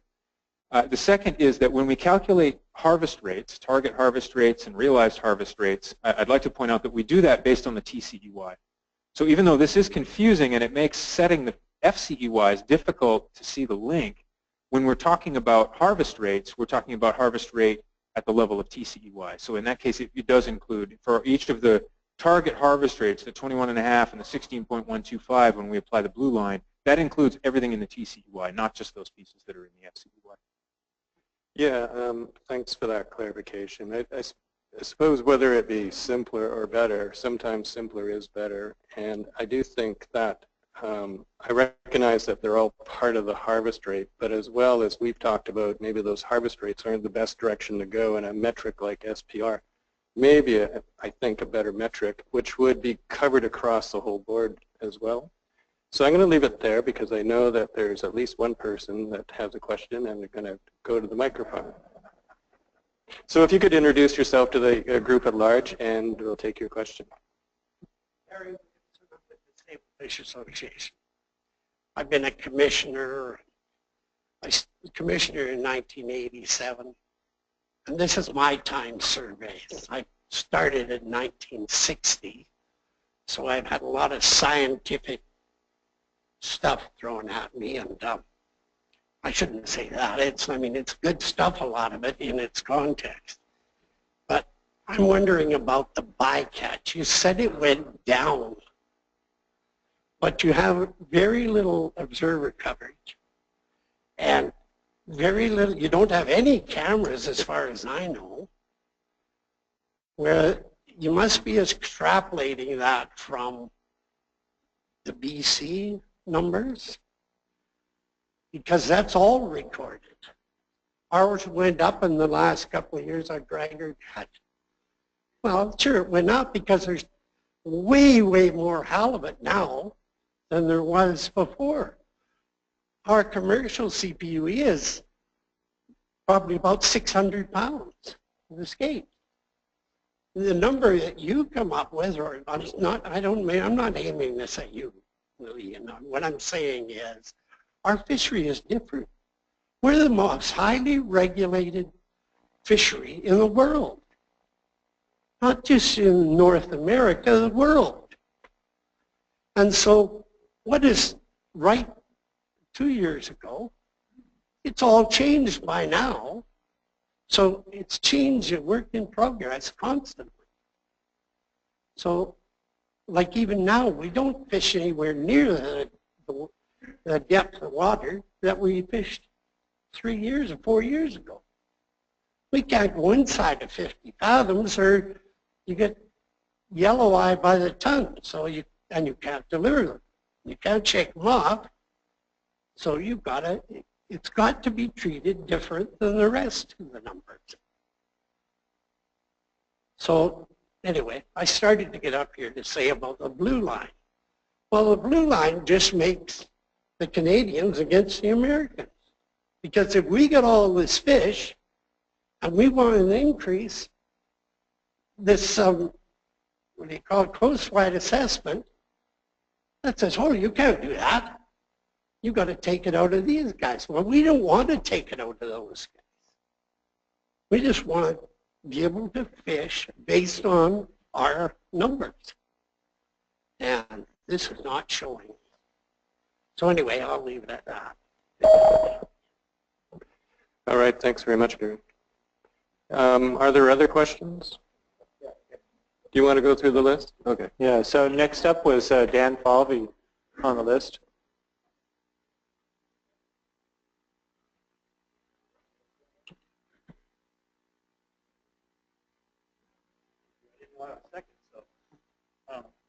I'm Dan Falvey with the Alaska Longline Fishermen's Association. I have a comment and a question as well.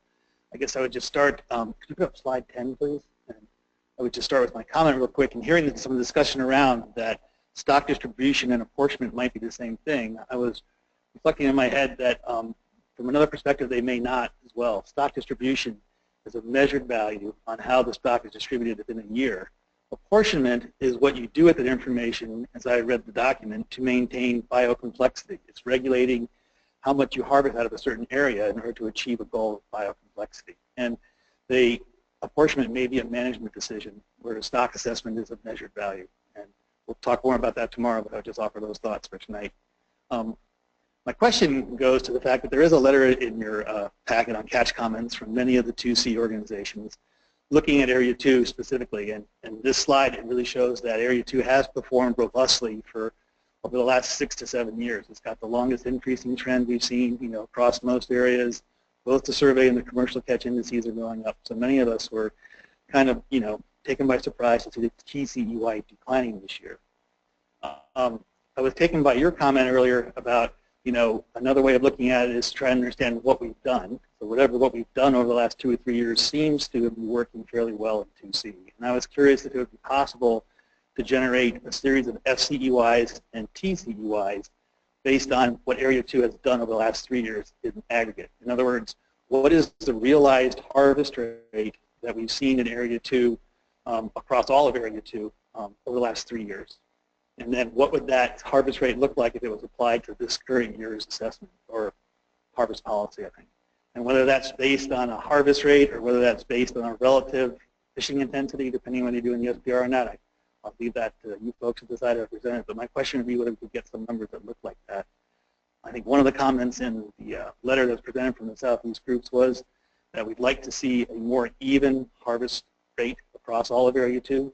In the last 3 years, one of the areas has definitely taken a much higher harvest rate, and I think that's been possible because all the other areas have been kept low. So one of our goals this year is to evaluate what Area 2 would look like with a more consistent harvest policy across the 3 subregions. And I was asking if that would be possible to provide some information on that. Well, thanks, Dan. You've raised a very good point that I didn't mention in my presentation, which is that at the annual meeting, I generally produce several different catch tables in response to requests from the conference board and the PAG and the commissioners at all of your discretion. The decision table, as I lay it out, has a relatively arbitrary grid of removals in it, and as well as whatever harvest policy rows we produce for the year. But I'm always happy to produce additional rows. And so if the conference board or the PAG or the commissioners would like to see an alternative to any of the things we've produced, either under any circumstances, I can produce that during the week here for your use. Thanks very much. Go ahead. Next in line was Chris Sporer.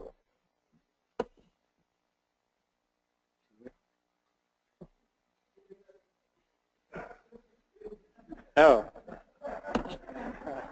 Okay, well, thank you, Chris. And then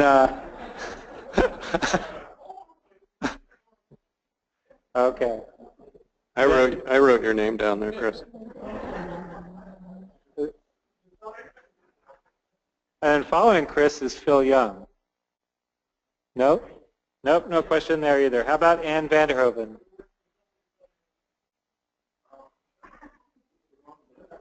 No, this is the list. It did get confused with attendance at the back, so I'm sorry about that.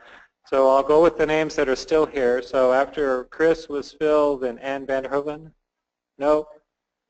Dave Kronquist? He does have a question. All right, Dave. Here, I thought I was going to get the easiest round of questions ever.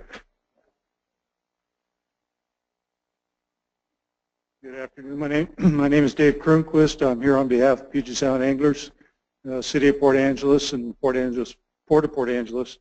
We've got some concerns in the recreational community, include residents and non-residents, about the value of the halibut fishery in our communities, not only Washington, but I talked with folks from Oregon, California too. The anglers spend tens of millions of dollars to support many businesses. The continuing decline in halibut fishing opportunities is causing severe economic impacts and putting personal and property safety at risk by being forced to fish on specific days.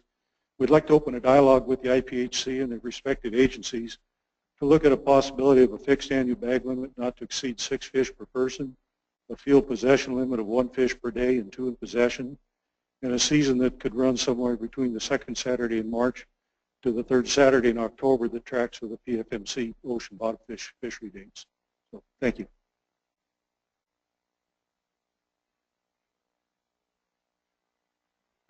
Next on the list, I know he has a question, is Chuck Ashcroft.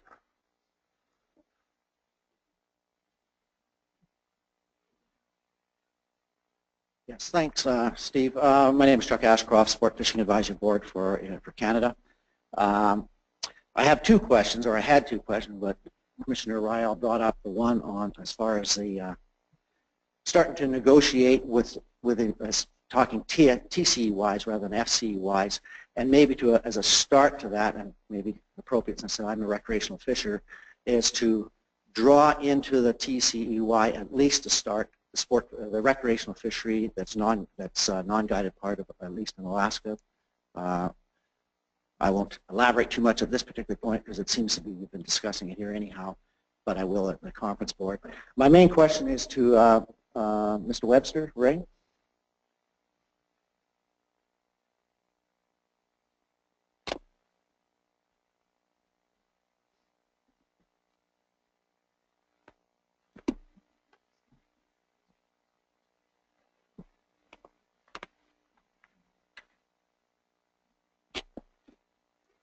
Thanks, Ian. Thanks, Ray. It's regarding the spatial temporal survey or survey methodology, and I'm referring mainly to, and it's point specific, to RARA page 249 and RARA 396 to 397, and it's regarding the Strait of Georgia survey that is, what you're using as a proxy for Strait of Georgia. In 2015, you were utilizing the median for 2B for Strait of Georgia.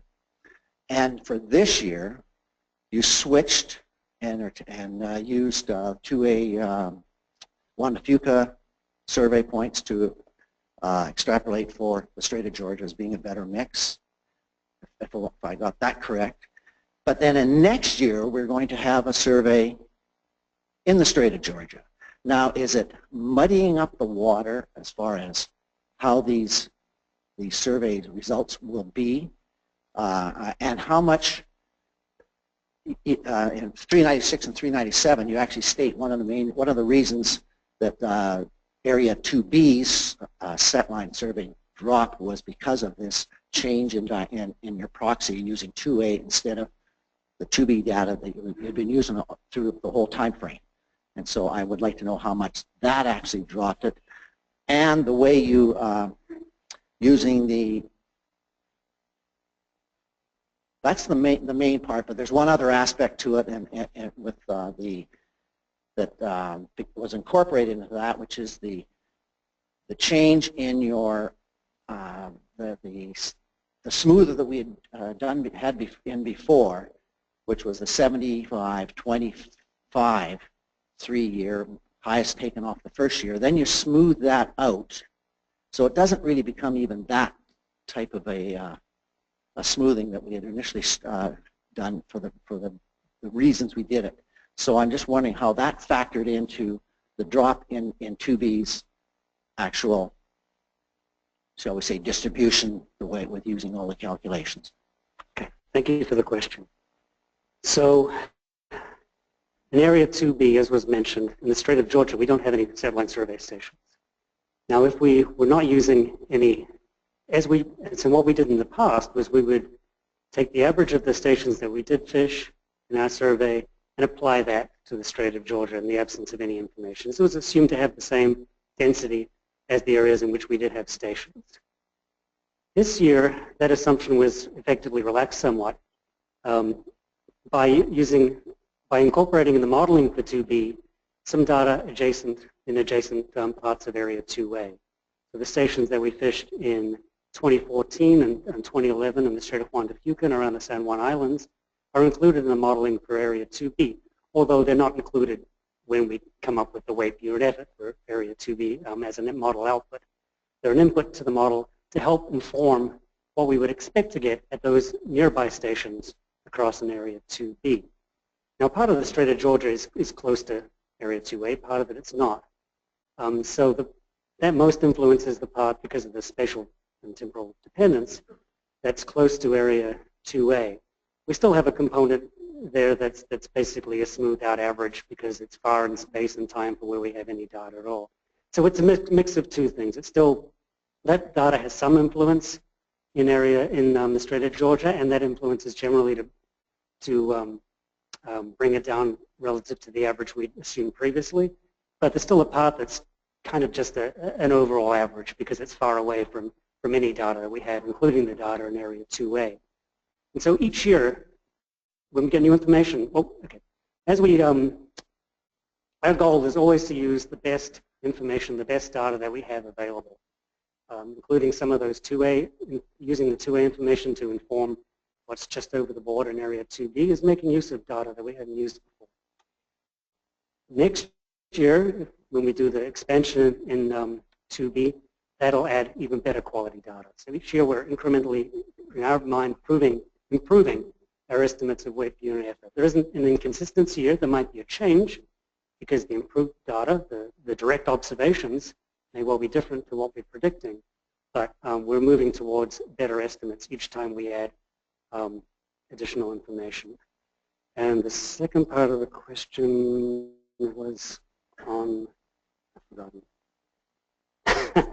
Smoothing, thank you very much. So what we did previously, as was mentioned, was we used the direct 75, 20, and 5% smoother, where the current year was weighted 70% for calculating weight per unit effort. The last year was 20%, and did I say 75%? The last year was 20%, and 2 years ago was 5%. We no longer do that because the smoothing is now internal to the space-time modeling. It's using the actual relationship between stations, between catches and stations in successive years to effectively smooth the data. So if those are highly related, if those patches persist, halibuts, patches of high density and patches of low density are very persistent with time, you'll see more smoothing. If that persistence, presumably, if it's different among areas, then the smoothing will be tailored to each particular area. In the past, we just had a single smoother that was the same for all areas. And that smoother turned out to be based on our patchiest area when we did the analysis, and that was Area 2A. So in most cases, at least based on that analysis, that was a greater smoothing than we needed. Turns out that because of the high spatial and temporal dependence, we're getting something that's producing even smoother estimates in Area 2 in particular than we had using that more direct way of smoothing the data, I guess. Hopefully that answers, at least provides some explanation for what we're doing and how the space-time modeling is working to smooth the data.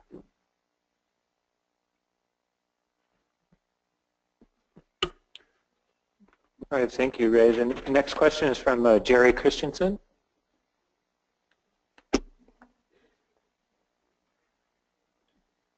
Thank you. Good afternoon, Commissioners. I have not so much a question first as a comment and then a brief question. I wanted just to applaud. I noticed that Ian referred, and as did Commissioner Ryle, to the suggestion that we I would like to see drop the word allocation or apportionment where we're talking about something different and move to talking about a stock distribution model, because it does seem to me that that's been something that has bedeviled us in recent years. The word apportionment has a very clear meaning. It means to divide up and to in effect to divide up and give out, whereas what I think I understand we're trying to accomplish is by because it's been decided we have a coast-wide stock and we need to know where that stock is distributed in order to make sensible allocation decisions between both the two countries and areas within those two countries. It makes more sense, it seems to me, to view it as a stock distribution model, recognizing that it is imprecise, that it gives different answers depending on the data that goes into it. And it seems to me if we move in that direction, we get out of the situation where the assumption continues to be made, as it has been in every year that I've been present here, that somehow the stock distribution model is telling you exactly how many fish can be extracted from each area, when indeed that's not what that exercise is designed to do. My question, though, is, I guess, to the chairman, the issue of the proposal to deal with the closed nursery area. Will Will this be discussed at the morning session, or is it an issue that's to be before the annual meeting in the outside the conference board and PAG?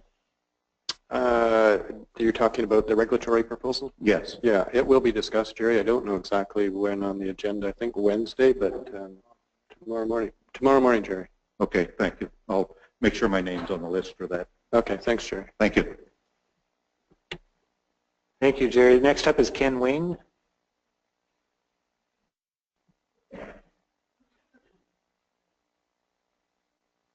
Ken Wing, area 2B fisherman. And correct me if I'm wrong, but I understand that the bycatch numbers that are used for the unobserved fisheries are extrapolated from the observed fisheries. I know there's different levels of coverage, like 60%, 40%, some lower, some 100%. So what I understand is the portion which is unobserved is the same numbers or the same rate as used from what is observed. That's correct. The details of those extrapolations you can find in the NIPS Observer Program reports. It's not quite as simple as just extrapolating from all observed to all unobserved. They do it via a number of different stratifications of vessel type and fishing operation and other things. But the fundamental assumption that the behavior on an observed trip is the same as or is equivalent to the behavior on an unobserved trip is embedded in those estimates. That's correct. Which, I guess, to rationalize that would then mean that it would be all of our level of honesty and morality is equal when we're observed or when we're not observed for the things that we're doing. So my question is would it not be irrational then to make that assumption?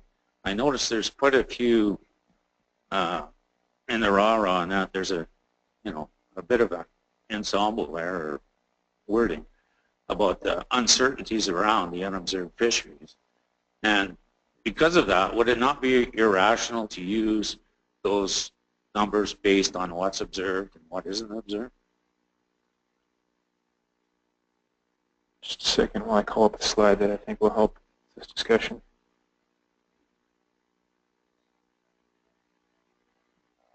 So a couple things. One is that we have the staff of the Halibut Commission has reviewed the observer report several times, and the observer reports themselves actually do a number of different tests for comparability between observed and unobserved trips in terms of the amount of landings, the duration of the trips, the species richness of the trips that have been landed with observers and without observers. And they do find some systematic differences. And that you're right in that makes the strict assumption that exactly the same thing is going on in both cases is not true. We know that's not true, and it's reported in their reports. The challenge we have is trying to understand how to create an estimate then from the observed strata.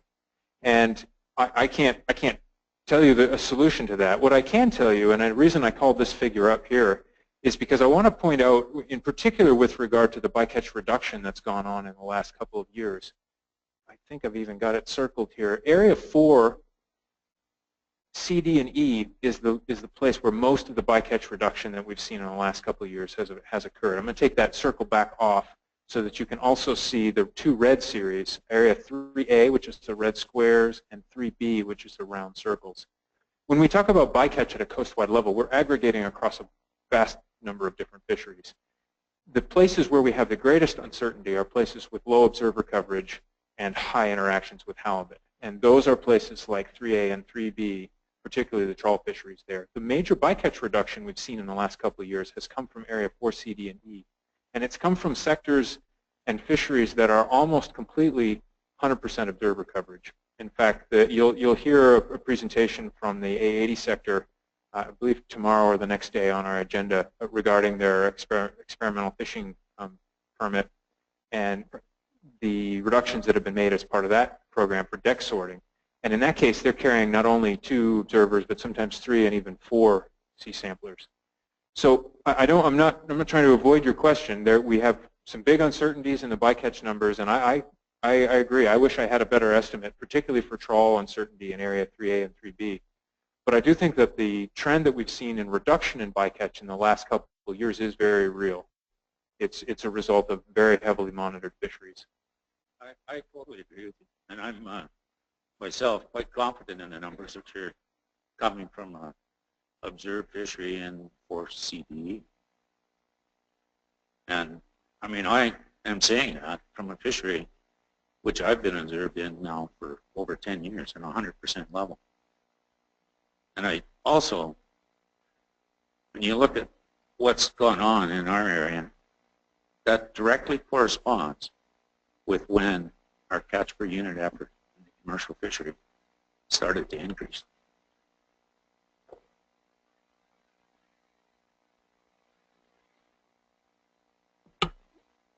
Next question is from Sigurd Brynildsen. I'm not sure I said that right. No question?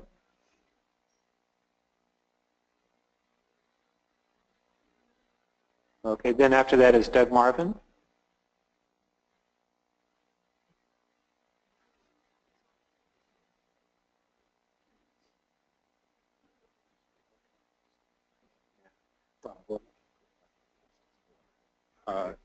Good afternoon. Thanks for the opportunity to speak. My name is Doug Maven, and I'm an Area 2B fisherman.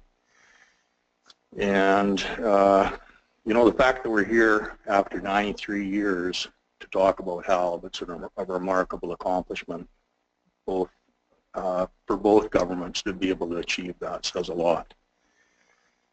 As a 2B fisherman, I came to an IPHC meeting 2 years ago in Vancouver, and at the time we were told that the blue line assessment was down and that we should take less fish. And I have a lot of respect for the science staff here. I'm not a scientist and I don't understand a lot of the methodology, but I went fishing that season, and the first day out, off 19 skates, I had 17,000 pounds of halibut. Last year I didn't go to Alaska for the IPHC meeting, and I got busy with a bunch of different fisheries, and I didn't get out until October to fish my fish on ground that I'd seen at least a half a dozen other guys roll through. And we had 72,000 pounds of mixed fish in 9 fishing days, most of that in 6 days. That's the kind of fishing that we have in Canada. And I'm not saying that to boast, because a lot of my colleagues do at least as good or better. But that's the reality of the Canadian fishery. And so when we see the science numbers, there's a big disconnect between what we see on the fishing grounds and what we're told by the IPHC staff. And one of the other things that I'm involved with in the different fisheries that I do is I do stock assessment for rockfish, for DFO, and for the PHMA. And I get to fish in a lot of areas that my colleagues can't fish in because rockfish bycatch is too high and they can't fish there. And so I get to see what's going on a lot of the coast that the other guys can't touch. We have huge areas in Canada now that there is no commercial fishing. We have rockfish protected areas, we have marine protected areas, and we have areas that simply have too much rockfish that a longliner can't go in there to access those areas. It's impossible. And so what we have is a fishery that, according to your statistics, is trending upwards in every way that you can measure it. Our fishery is improving, and we're doing it with less ground. I would estimate that we're fishing probably 30% minimum less fishing ground than we could access 20 years ago. And yet we're still doing more with less. Now, there isn't one Canadian guy that wants to take a fish away from the American guys. We don't want to be pitted against each other. It's not about that. The simple fact of the matter is that we have an abundance of fish in Canada, and we feel that we're being held back. The thing is that we have a lot of bright minds in this room, and we're all come together for this week, and there's going to be a lot of Canadian guys with a lot of really good arguments about how and why we should be fishing more, and there's going to be a lot of American guys that are really bright that are going to tell you that we should be fishing less. But the simple fact of the matter remains is that that's a huge waste of a lot of talent because we have two very parallel fisheries. There are a lot of similarities and we have more in common than we have differences. For the life of me, I can't understand why we don't start to integrate our halibut fishery. I don't see why an Alaskan fisherman couldn't hold quota in BC, and I don't see why a Canadian fisherman couldn't hold quota in Alaska. Because I know for a fact that if some of the Alaskan guys that are in this room right now that think that Canada should take less fish, if they were to fish with us and saw what was on the fishing grounds, they would be standing beside me right now saying we should be fishing harder in 2B. Thank you. I have 3 questions. Thanks, Doug. There are 3 questions from the online audience. The first one is from Steve Martell, who asks, would it not be possible to calculate the annual surplus production in each of the regulatory areas based on the catch and biomass distribution, the apportioned biomass? I can say that again. Would it not be possible to calculate the annual surplus production in each regulatory area based on the catch and the biomass distribution? Yeah, it would be possible to do that. What you would then do with it would be much less clear. Okay.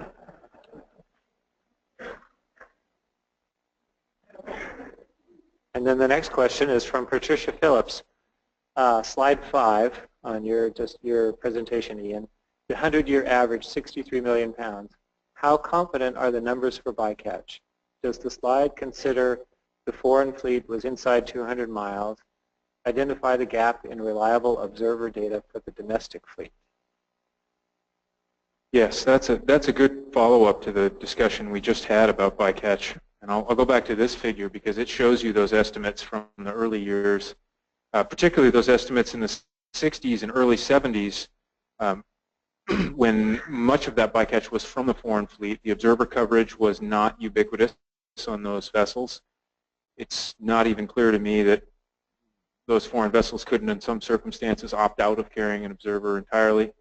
Our uncertainty is much greater. I would say as you go back prior to the purely domestic fisheries, it's in a second tier, and when you get back past the joint venture and into the purely foreign fisheries, it's probably even a third tier of uncertainty. This is a place that we don't have much alternative in a stock assessment model but to use a time series of removals, and we have to start with something. I would love to have more historical analysis to better understand where the uncertainty is and even update these values. But as far as I know, nobody's working on that, and even if they were, it would be a very difficult problem to try and better understand how much was taken out of the water in that time period. Thank you. And then Lynn Mattis asks a question for Dr. Stewart. Excuse me here. Slide 13 shows an update to the Area 2A commercial WPUE based on additional logbooks. The change they mentioned from 47% to 14% reduction, which seems fairly significant. However, looking at the updated FCEY on slide 54, there is no change for Area 2A. Was the updated WPUE included in the calculations? Or was it that the change in the commercial WPUE in Area 2A has such a small effect compared to everything else that it doesn't show? That's a good question, and it makes a point that I didn't maybe make very clearly on the way through the first time, which is that the stock distribution estimates are based only on the set line survey, not on the commercial catch records. The feedback for this update would be through the stock assessment model and into the actual overall estimates there. And that's something that when I created the updates in January to the catch tables, when I do that process, I don't update all of the stock assessment models. That would be essentially starting back in November and restarting from scratch. So what we do is we update the projection tables with updated bycatch estimates. But in that regard, this update of the 2A WPUE doesn't have any effect on the updates for this year. It will be included certainly in next year's stock assessment.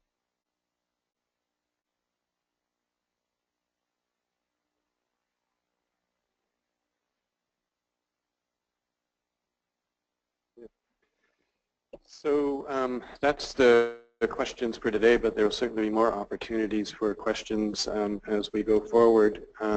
It's just now about 5 o'clock, and there will be delegation meetings starting here for the United States in this room, and for the Canadian delegations it's in the Songhees room, which is just down the hall, and is it to make a right just before the elevator? Yeah, so make a right just before the elevator for Canadian delegation. You can make your way to that Songhees room now. And for tomorrow, the second public session will start back in this room at 9 a.m. and that will cover for the morning. And then in the afternoon, there will be a conference board and PAG sessions taking place in the afternoon tomorrow. All right, thanks very much. Yeah.